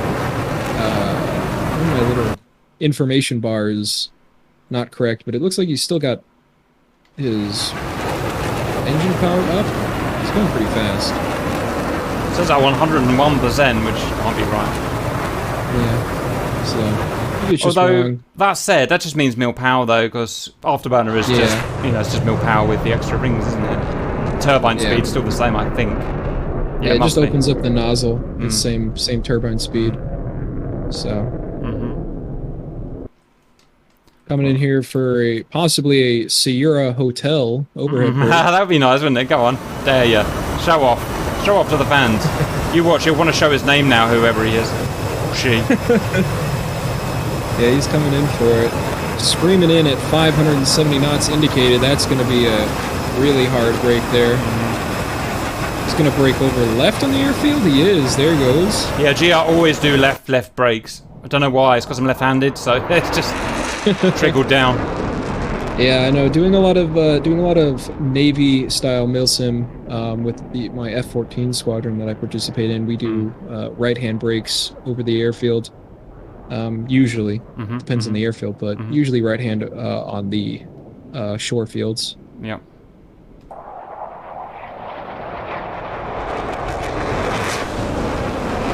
Looks like maybe Ace is going for some sort of weird figure 8 maneuver. I know what you're doing.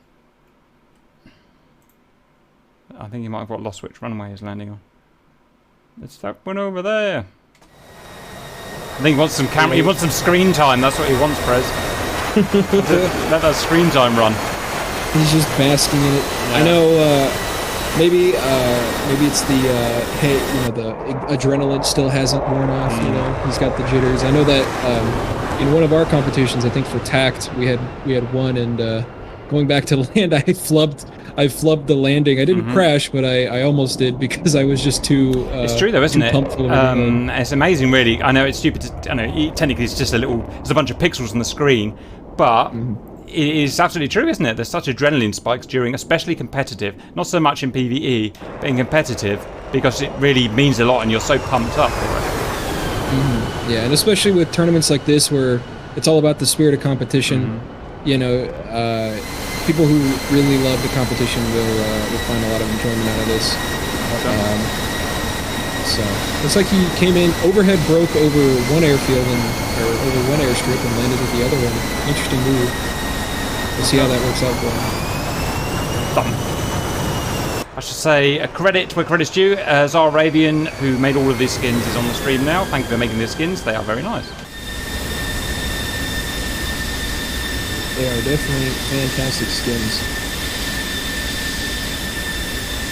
Right, 1-1 valid viewers.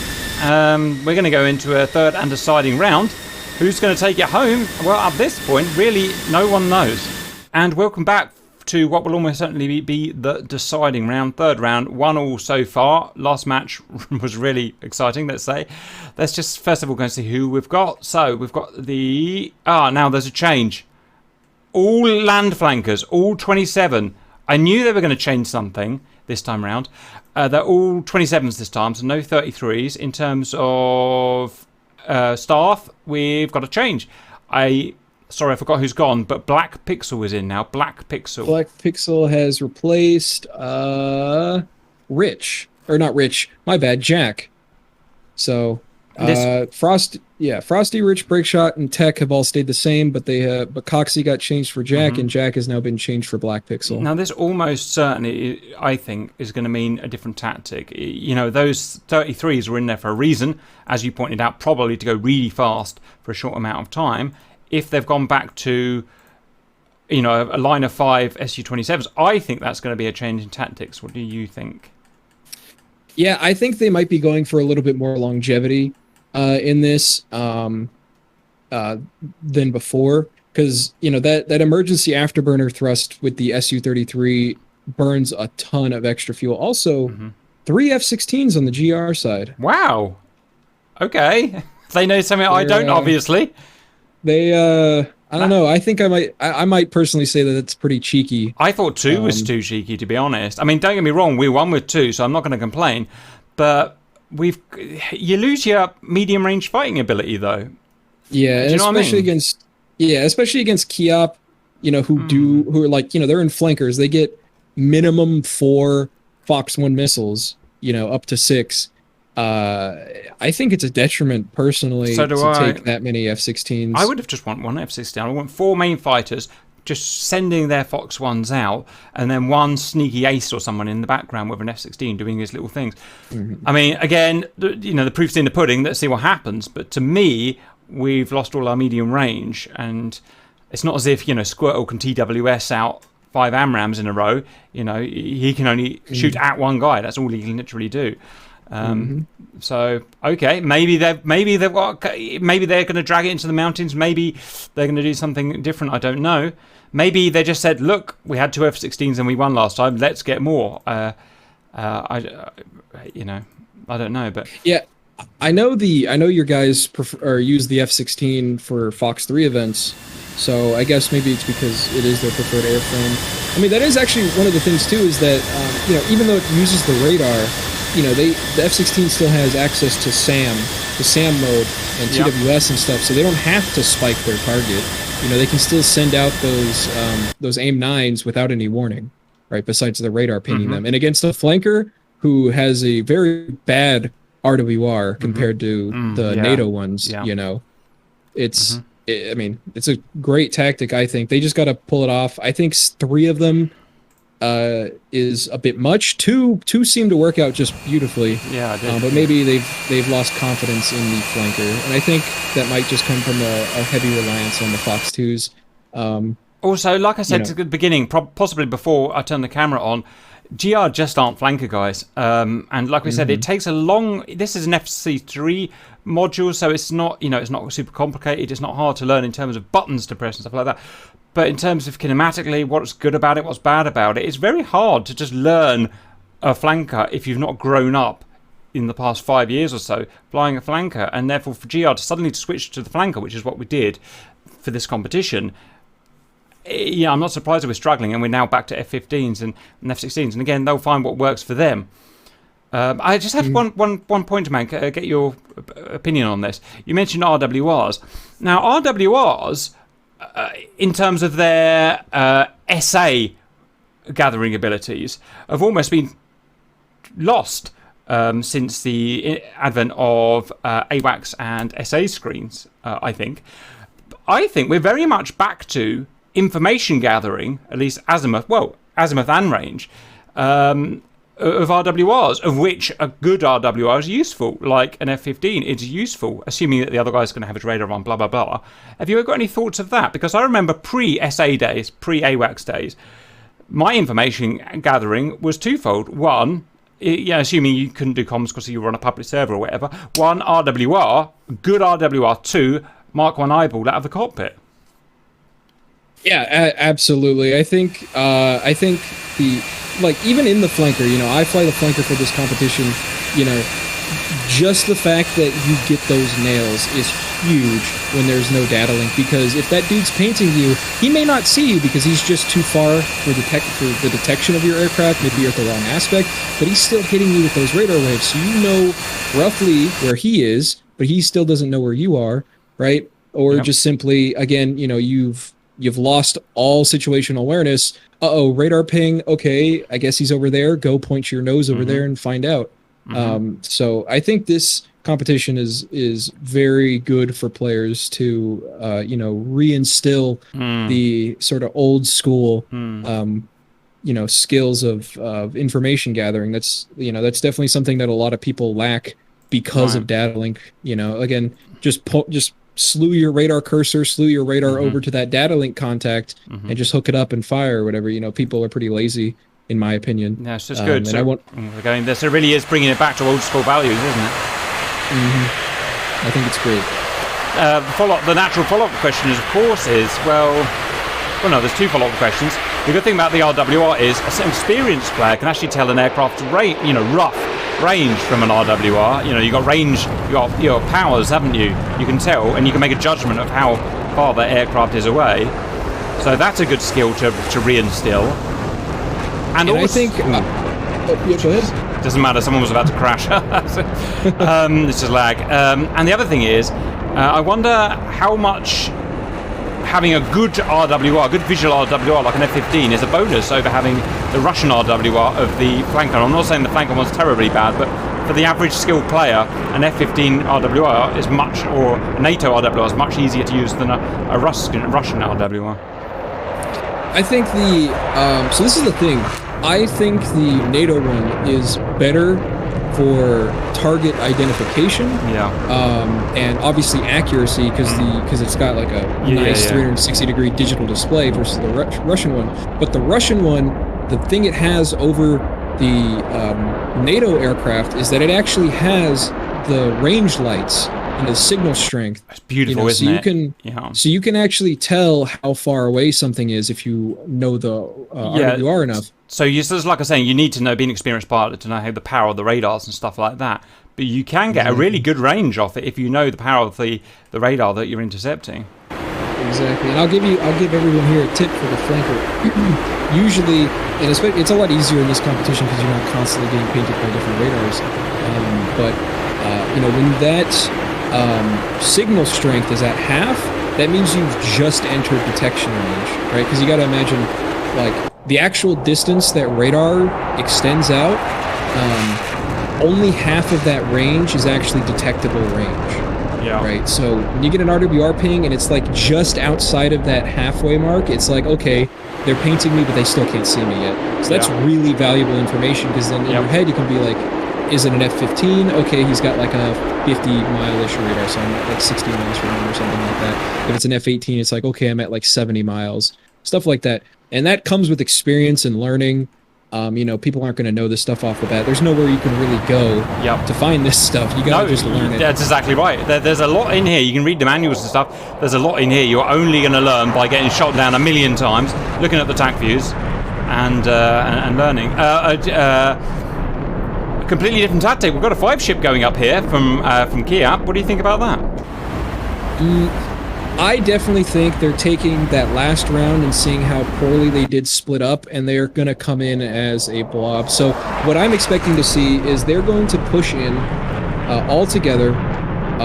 Once they get radar contact, you're going to see them very aggressively split up. It's going to be, I think it's going to be a thing of beauty. But they're going to very aggressively split up into like a 5-ship wall, if not like a 4-ship wall with one guy behind. And they're just going to push the crap out of GR and try to match them. But that being said, GR is flying a nice formation over there, I guess. They're flying real nice and close. Some people don't understand the tactical significance of close formation flying. Right. But it's, you never understand the significance of tactical formation flying, like close formation, until you actually have to fight against people that fly really close formation. It becomes impossible to sort targets. Yeah, it's just a massive target. This is even without them jamming. But yeah, exactly. So you just have to lock someone up and hope you're locking up the correct one. I mean, the one positive for something like the F-16, and I think the F-8, and I don't fly it, but they have the ability to zoom in. And sort. Pick specific targets. Flankers, F-15 definitely do not have that. You just gotta slew that cursor over a target and hope you locked up the right one. Right. No, absolutely. That's an definite thing. Yeah, and even in Fox 3 training against KIAP, them flying these super close formations, they deny being able to sort until really close. And it makes it hard to really throw those long range AMRAAMs. Mm-hmm. Yep, absolutely. Let's see what the Reds are up to. It looks like they've reformed. Yes, they have. I think they had a bit of an upset with lag or something, but they've reformed again in their... I don't know what that form... What's that? Chevron, I guess you'd call that? I'm not actually sure. I don't know. I think it's just a flying V or something like that, And they're all afterburners on, all doing their usual KIAP thing. Yeah, this is also the big important part about flying similar airframes, is that they can do this. They can take off and all of them be an afterburner and not a single one falls behind them. Right. But when you have things like a flanker and a 15 together, and 16s, they all have different thrust to weight, they all weigh different, they all have different drag. They can't stick together like that. Mm-hmm. So I mean that's one of the things I took away from KIAP talking to them a bunch, is that probably one of the most important things besides just general flight discipline is the standardization of airframe within your squadron. Roger. I should say, on balance as well, there are obvious disadvantages for flying close, near-to-combat situations as well. For instance, it only takes one missile to be fired from that F-15 to give all of these guys here a warning that they're being fired on, and neither of them will know who's been fired on. So that would be a disadvantage that you can say of the formation. Yeah, I think the collateral spiking might be a big issue, but I'm pretty sure. I mean, again, we're probably not going to see like a 40-mile Sparrow coming out of here. So I think KIAP will have been broken up by then. Also, Pixie in the chat said, I think they switched to SE-27 for more countermeasures. That could be true. 33, surprisingly, for how gigantic an aircraft it is, carries like F-16 levels of countermeasures. I wonder if they've sacrificed something else then, I guess, for where are the countermeasures? I've never even... They're on the tail thing, look. I wonder if they've changed something for the rest of hook or something. I don't know. We'll see, because this is the thing. Like, KIAP, even though they do fly the Su-20 or the Su-33, and they get those 2 extra wing pylons for missiles, they never take anything there. They fly it as if it were a flanker. Well, so they're using the flanker primarily for the kinetics. Right. And speaking of, finish. Sorry, go ahead, please. No, and again, I'm saying it's probably the countermeasures, seeing how they got wiped out pretty quickly by those Fox 2s. They probably just ran out of flares. Yeah, no, that's a really good point then. Let's go over some kinematics. Speaking of that, we've got Squiddle, Angels 38, 640 knots. Pretty much the same from Penguin, and F-16s are lagging way behind at 400 knots. Angels 32, probably saving fuel. Then we've got the flankers, the big wing of the KIAP, which is always impressive to see, Angels 36. And here's the difference. Look at that. 800 plus knots. Like Prez said, it's afterburners all the way, and you don't stop until everyone's dead, basically. I've never seen anyone else ever fight like that, by the way. I don't know if you've seen that before. Oh yeah, no, definitely. This is something that they do, and I mean, I'm not gonna lie, I'm definitely taking a lot of pages from their book on how to run a squadron effectively, and it's working for my guys. You know, they've gotten really, really good in a short period of time, because, you know, being able to instill this kind of flight discipline is important. And you'll notice they're now in a 4-ship fingertip. They got a guy in trail, so they're probably going to do exactly what I said, which is they're going to have the 4 guys out in front break out into a wall and have the guy in the trail support them. And that's powerful. And that's really powerful to have a wall. Do you think like a wall abreast? Yeah, most certainly. And that's going to be very hard to fight against, especially we've got, that's basically 5 medium range fighters there against 2 medium range fighters here. That's very hard for our guys to not get swamped by missiles and killed immediately. And time will tell. It's definitely going to be interesting. I personally, the way I definitely fight my guys is that Here's the break. I would set up. There they are, breaking apart. Oh yeah, okay. I see what they're doing. 3-1-1. They're gonna send. Maybe. Yeah, they're gonna do 1-3-1 up the center there. Break shot, Black Pixel. They're gonna come in, smash directly into Squirtle and Penguin, and Rich and Break shot are gonna be coming in and doing. It's a flanker, so they're gonna flank, right? Right, yeah, that's fair play. Kinematically as well, they are roughly about the same Angels, but again, you've got delta speed, 150 knots. Missiles out, early missiles, 20 miles. I think Penguin might have wasted one out there, because there's 2 Sparrows coming out of him, so he's going to be down one. Okay, and then we've got diving notches, not notches, sorry. They are notching now because we've got missiles out from the Reds. Looks like Squirtle's panicking a little bit. Maybe he lost the radar. I think Squirtle might have launched on Tech or Frosty, and lost lock when he defended. Agreed, completely agreed. Which is something I know does happen with the flanker if you're not super familiar with it. Now we've got Break shot in a dangerous flanking move onto Penguin here at 13 miles. That could easily be a kill if Penguin doesn't get out of there. And the F-16s are now coming in to do whatever the heck they're going to do. I don't know. Now the Reds have actually gone conservative. Look how they've gone into chainsaw mode. They've gone conservative. Exactly. They're going for a grinder here. Penguin being way too aggressive. I think I think he's getting the memo. He's turning around right now. Break shot also being a little bit too aggressive. Long range 9M, 10 miles. That can be dangerous. Out. Yeah. 10 miles out from, I think, Ace. Yeah, 10 mile 9M from Ace. R27T out. That's what I'm worried about. That 9M has definitely, Break shot's going to outrun that 9M.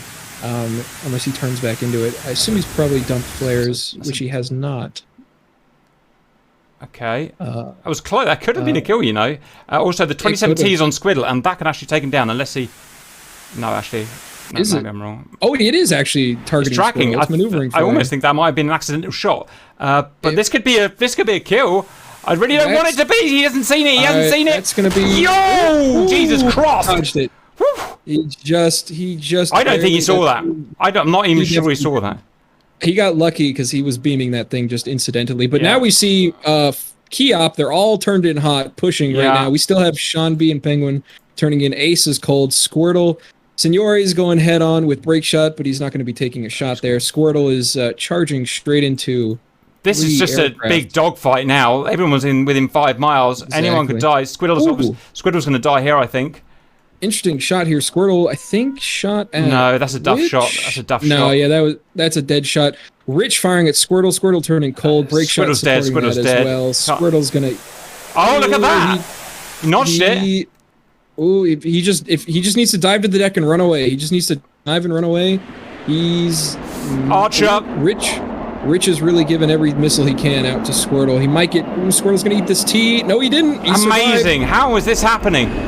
Squirtle really needs the support of his guys. Archer. He's getting run down by Rich, which I think he's gonna eat this. Yeah, and he does. that was inevitable. Penguin merged with Tech. I don't think He hasn't Penguin seen knows it. he's He hasn't merged. seen it. There's a Tech definitely knows he's merged. There's a cheeky aim 9 out from his support. There's a 9 Yep. out from his support. Tech. He's not firing seen at it. T. Nope. He might eat this one, and he Miss. just, Jesus. just missed. Just Oh, barely Penguin's missed. down. Oh, Penguin's down. Blues are going down. 9M out on Tech. That might get him. Ooh. I think just within our min, right? No, he just flared the crap out of it. Yeah, Signori yeah. and Tech now merged. 5v3. going in a one-circle fight. Not looking good. Missiles out from Tech, and Neutralized. Tech just flinging his missiles out at Signori. None of them hitting. They're still in that one-circle fight. Sean coming in to help Tech, but he's Get got a your tanks 27 off. Get your tanks off. Ooh. That's not looking good. And now, Signori's dead. Signori's dead. Signori's. Oh no! I think he Ace is good, but he's not taking 5 down. It just hasn't worked. The Yeah. random clutter just hasn't worked this time. Oh, what a disappointment. Yeah. Oh well. Yeah, the KIAP guys definitely saw that their pincer maneuver did not work and decided to go in that 4-ship aggressive wall, and it worked out a lot better. Honestly, I don't think there's any running. I mean, there's like a little bit of a mountain in front of him right there that he could like dive over, quick turn around, and like be a little bit of a, surprise them. Kind of, which that might be his plan to dive to duck over behind this mountain. But It's about what he can do, really. It's about what he's got nowhere to run. I don't really see it working out too much, especially against something like they're in a ladder formation here. He has to like fire at Black Pixel, somehow kill Black Pixel, also fire at Break Shot and kill him and Rich and dodge. And he still has 5. I mean, that's 1 for each plane if he's good enough. He's just running home to Mama, I think. Yeah, he's a bit scared. I think right there was his opportunity. Maybe he's going to take it here. He's pretty low, and there is another hill right there. So hopefully he takes one of these as an opportunity. It'd be nice to take Doesn't one look out. like KIAP are not very high. Black Pixel's closest. That's where they want to be. They want to look down and shoot down, right? Yeah, exactly. They're going to sit. They're going to sit and look down at him. Break Shot took an azimuth split here, probably to cut Ace off from coming into the left. I imagine really Reds close to the bubble. Reds are all talking to each other. You go left, you go right. Blah blah blah blah blah. Exactly. Ace is getting super close to the bubble here. I think he might have been getting a warning. That I think he's actually going to be spotted. I think they've got LOS. Yes, they have. They've got LOS. They found him. They definitely do, and they are at 4 miles. R27R out from Black Pixel there. 9M out from Ace. He's flaring. Oh, he's going to get hit. He's going to get hit. Nope. Ace managed to notch that. Another R27R out from Black Pixel. Keep notching. Keep notching. You got it. Ooh. Oh, and we're out. Wow, a 5-0 thrashing. We just didn't see that onslaught coming. Well, if you're going to go down to someone, go down to the Russian wall. That's really good. It shows how chaotic a fight can go either way. Because I don't know. Here's the thing: Reds went full sensible mode this time. I think they went full chainsaw mode. Be conservative, cover each other. Let's not go crazy. And 3 F-16s simply wasn't suited to that. They were stuck, and there's not much they could do really. They.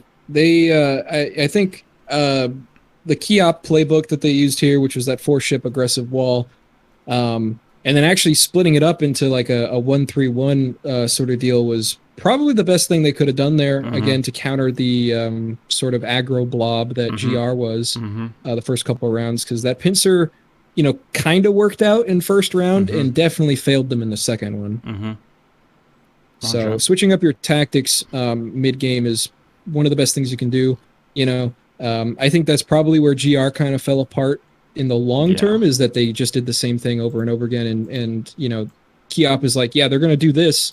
Might as well do this to counter it, you know? Right, absolutely. It worked. Now, the good thing about getting thrashed 5-0 is that we possibly get to see a 5-man landing if they all make it. So that should be interesting. Yeah, it should be pretty. Should be pretty.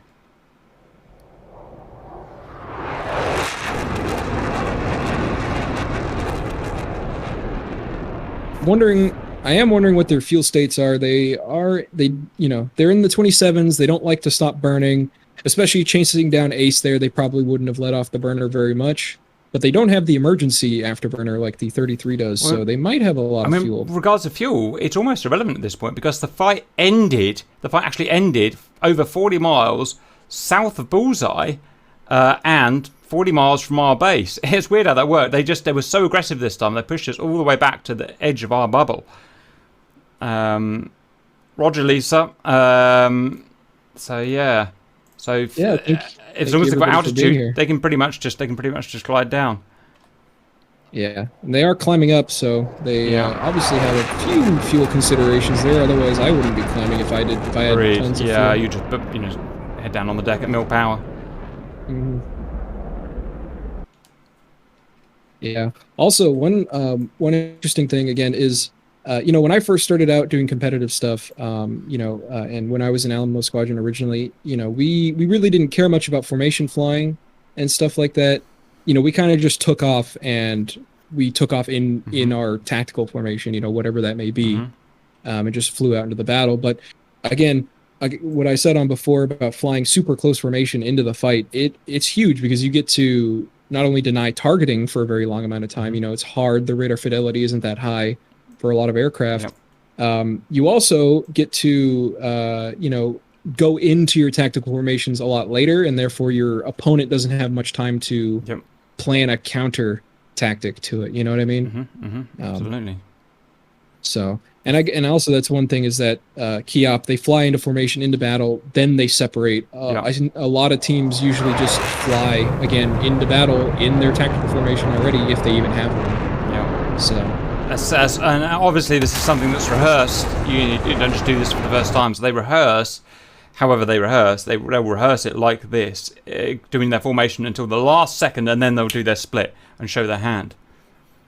Exactly, and that's something I did with my team in our match. Is we flew close formation all the way in. The second we got RWR, you know, pings from them, then we split up. You know, so. It also helps a lot with the cohesion because then you know where everybody is if they're right next to you. You know, it's very helpful in this AWACS-less environment. I wonder if they'll fix the incorrect above sea level terrain in C. I didn't know that was an issue on Syria. I know that's an issue on Nevada. What's the issue? I couldn't understand it. Incorrect. There's apparently there's a altitude problem on Syria. Like the sea level is wrong and stuff like that. It says -9 feet, which I missed. I don't know. Is that wrong? I don't know. I have no idea. Oh yeah, the sea level is -4,000 feet. Okay, I'll give him that one. So. But yeah, looks like KIAP are coming in. They've got a 4-ship with a missing man. 4-ship missing man thing. They might come back in with that beautiful V if that black pixel doesn't overshoot. They've all got their air brakes out. Beautiful formation right there. That is definitely practiced. A lot. Pretty much air show quality, or nearly air show quality. Yeah, and it's just so impressive because they do this stuff in full afterburner, fully loaded. You know, like, you know, obviously there's, you know, you can do it clean, you know, in less than mil power, but to do this full afterburner loaded up with weapons is something else. It's actually hard. Flying formation afterburner is hard because there's no headroom. There's no headroom for your guys. That's why I always say, guys, max 95% throttle because we can't catch you up. So if there's any tiny difference in the aircraft, it would be a nightmare. Like one was on even one was on the taxiway longer than the other, right? Burn a few 100 pounds fuel more idling, he won't be able to keep up without the headroom. Exactly, and that's again a huge reason as to why standardization of airframe is important for this kind of stuff.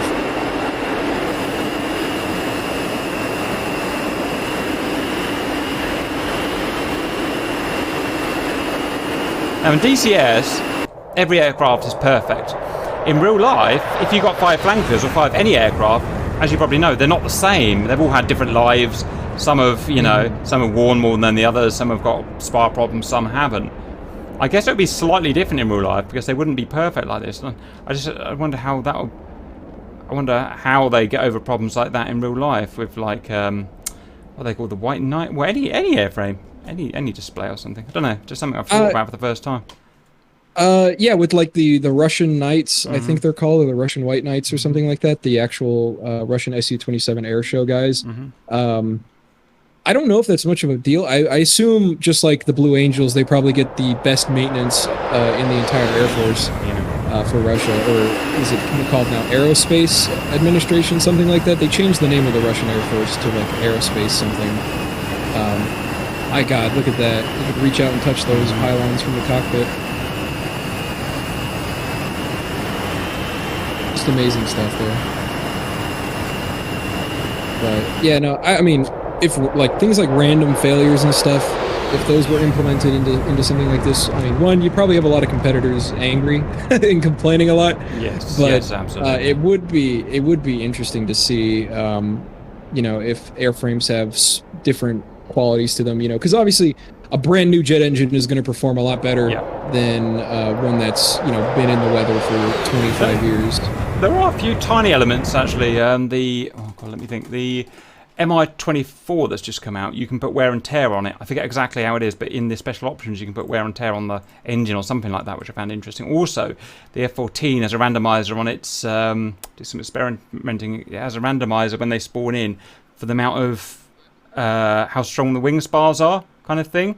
Oh, really? I know they haven't got proper. Yeah. I did this experiment just because I was like, sometimes they seem to snap easy, 13G. Sometimes they seem to snap. So I did like 100 tests. It took all day, and then plotted a massive lot of data. And what you've got is every time you spawn into the F-14, you get a randomizer going. You've got this many hours on your wings, so this one will snap at this mount, and this one and 13G, and this one will snap at 25G. I found it really interesting that they've put that in there.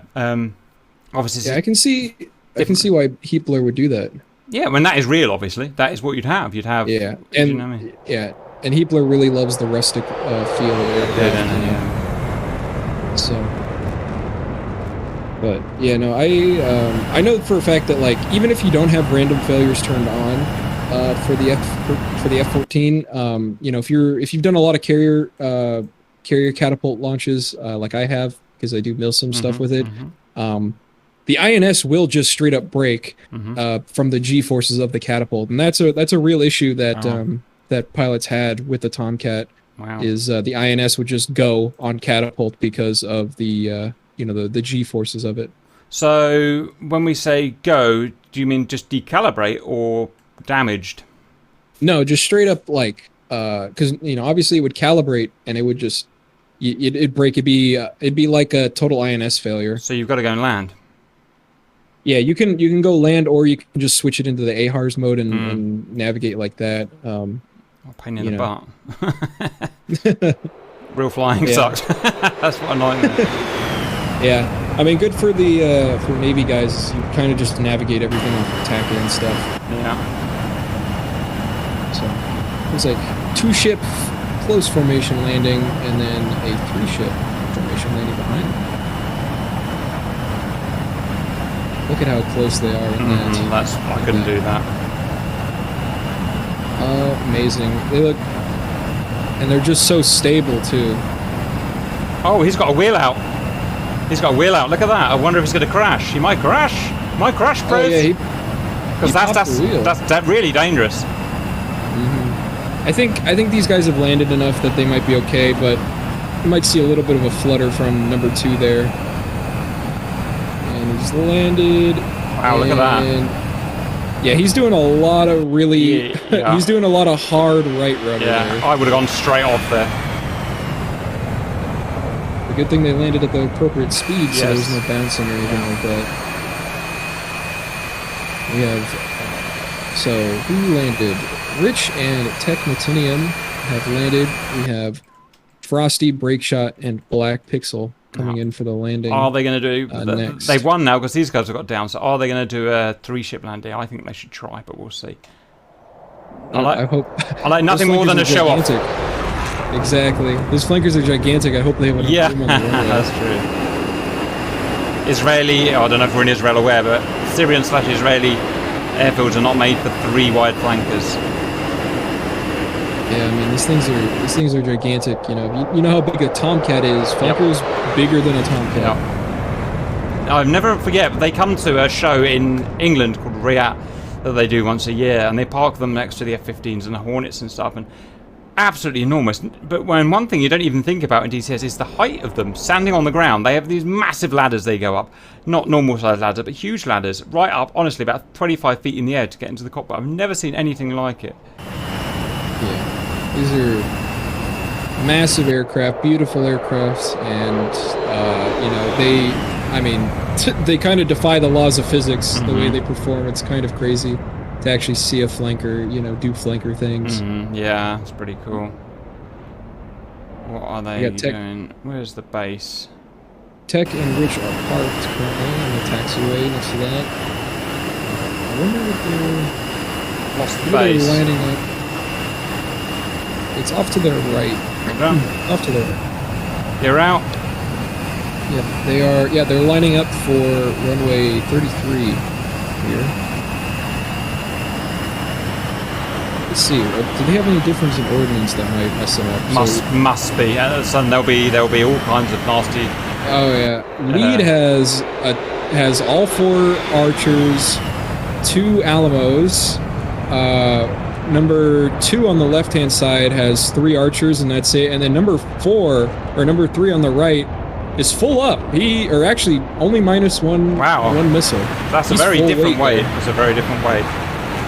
Yeah, he's full up there on missiles, so probably why he's lagging behind there a little bit. 1 and 2 up there are a lot lighter. You know what, Prez? We get a 2-in-1 bonus. We get a fight and an air display when we watch it. Exactly. Exactly. They bring that competition and the air show with them. It's pretty impressive.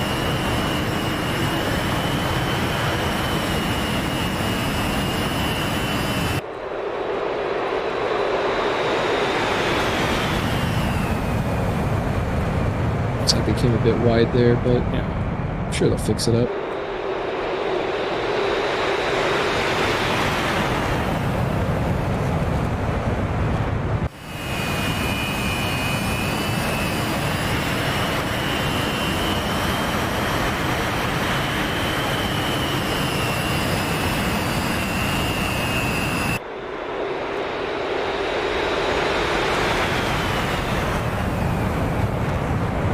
Like, who's that? Yeah, they got a dodgy radio, didn't they? So, never mind, at least we get 2 down. Black Pixel's coming down, or Black Pixel's going around again. Breakshot and Frosty are coming down for that landing.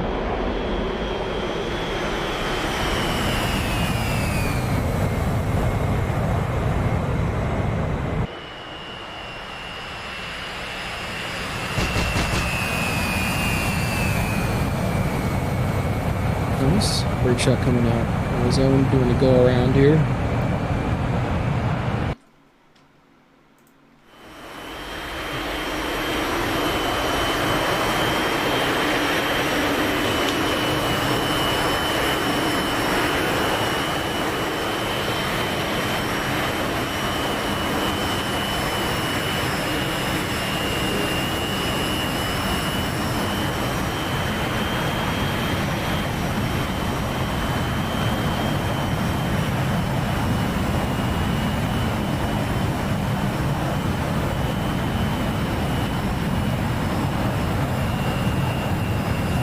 That is a mighty aggressive bank into final there, but he has it lined up.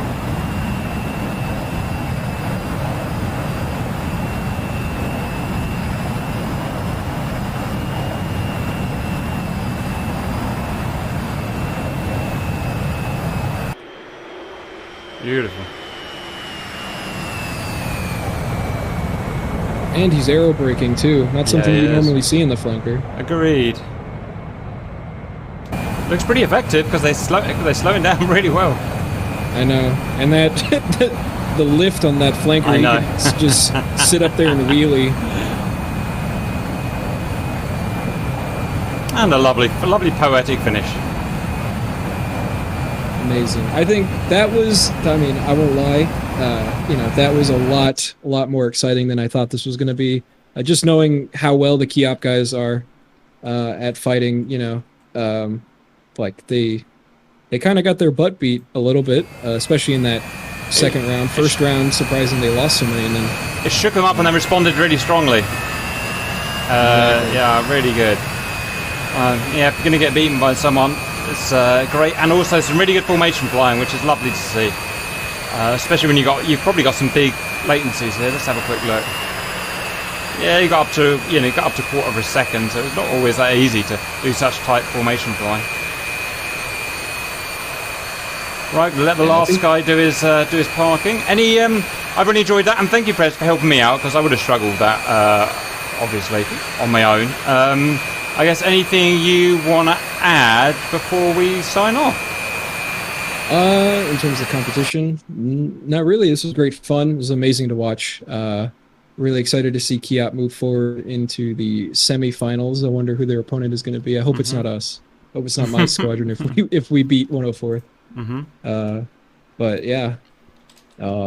Also looking forward to see the GR guys in other competitions.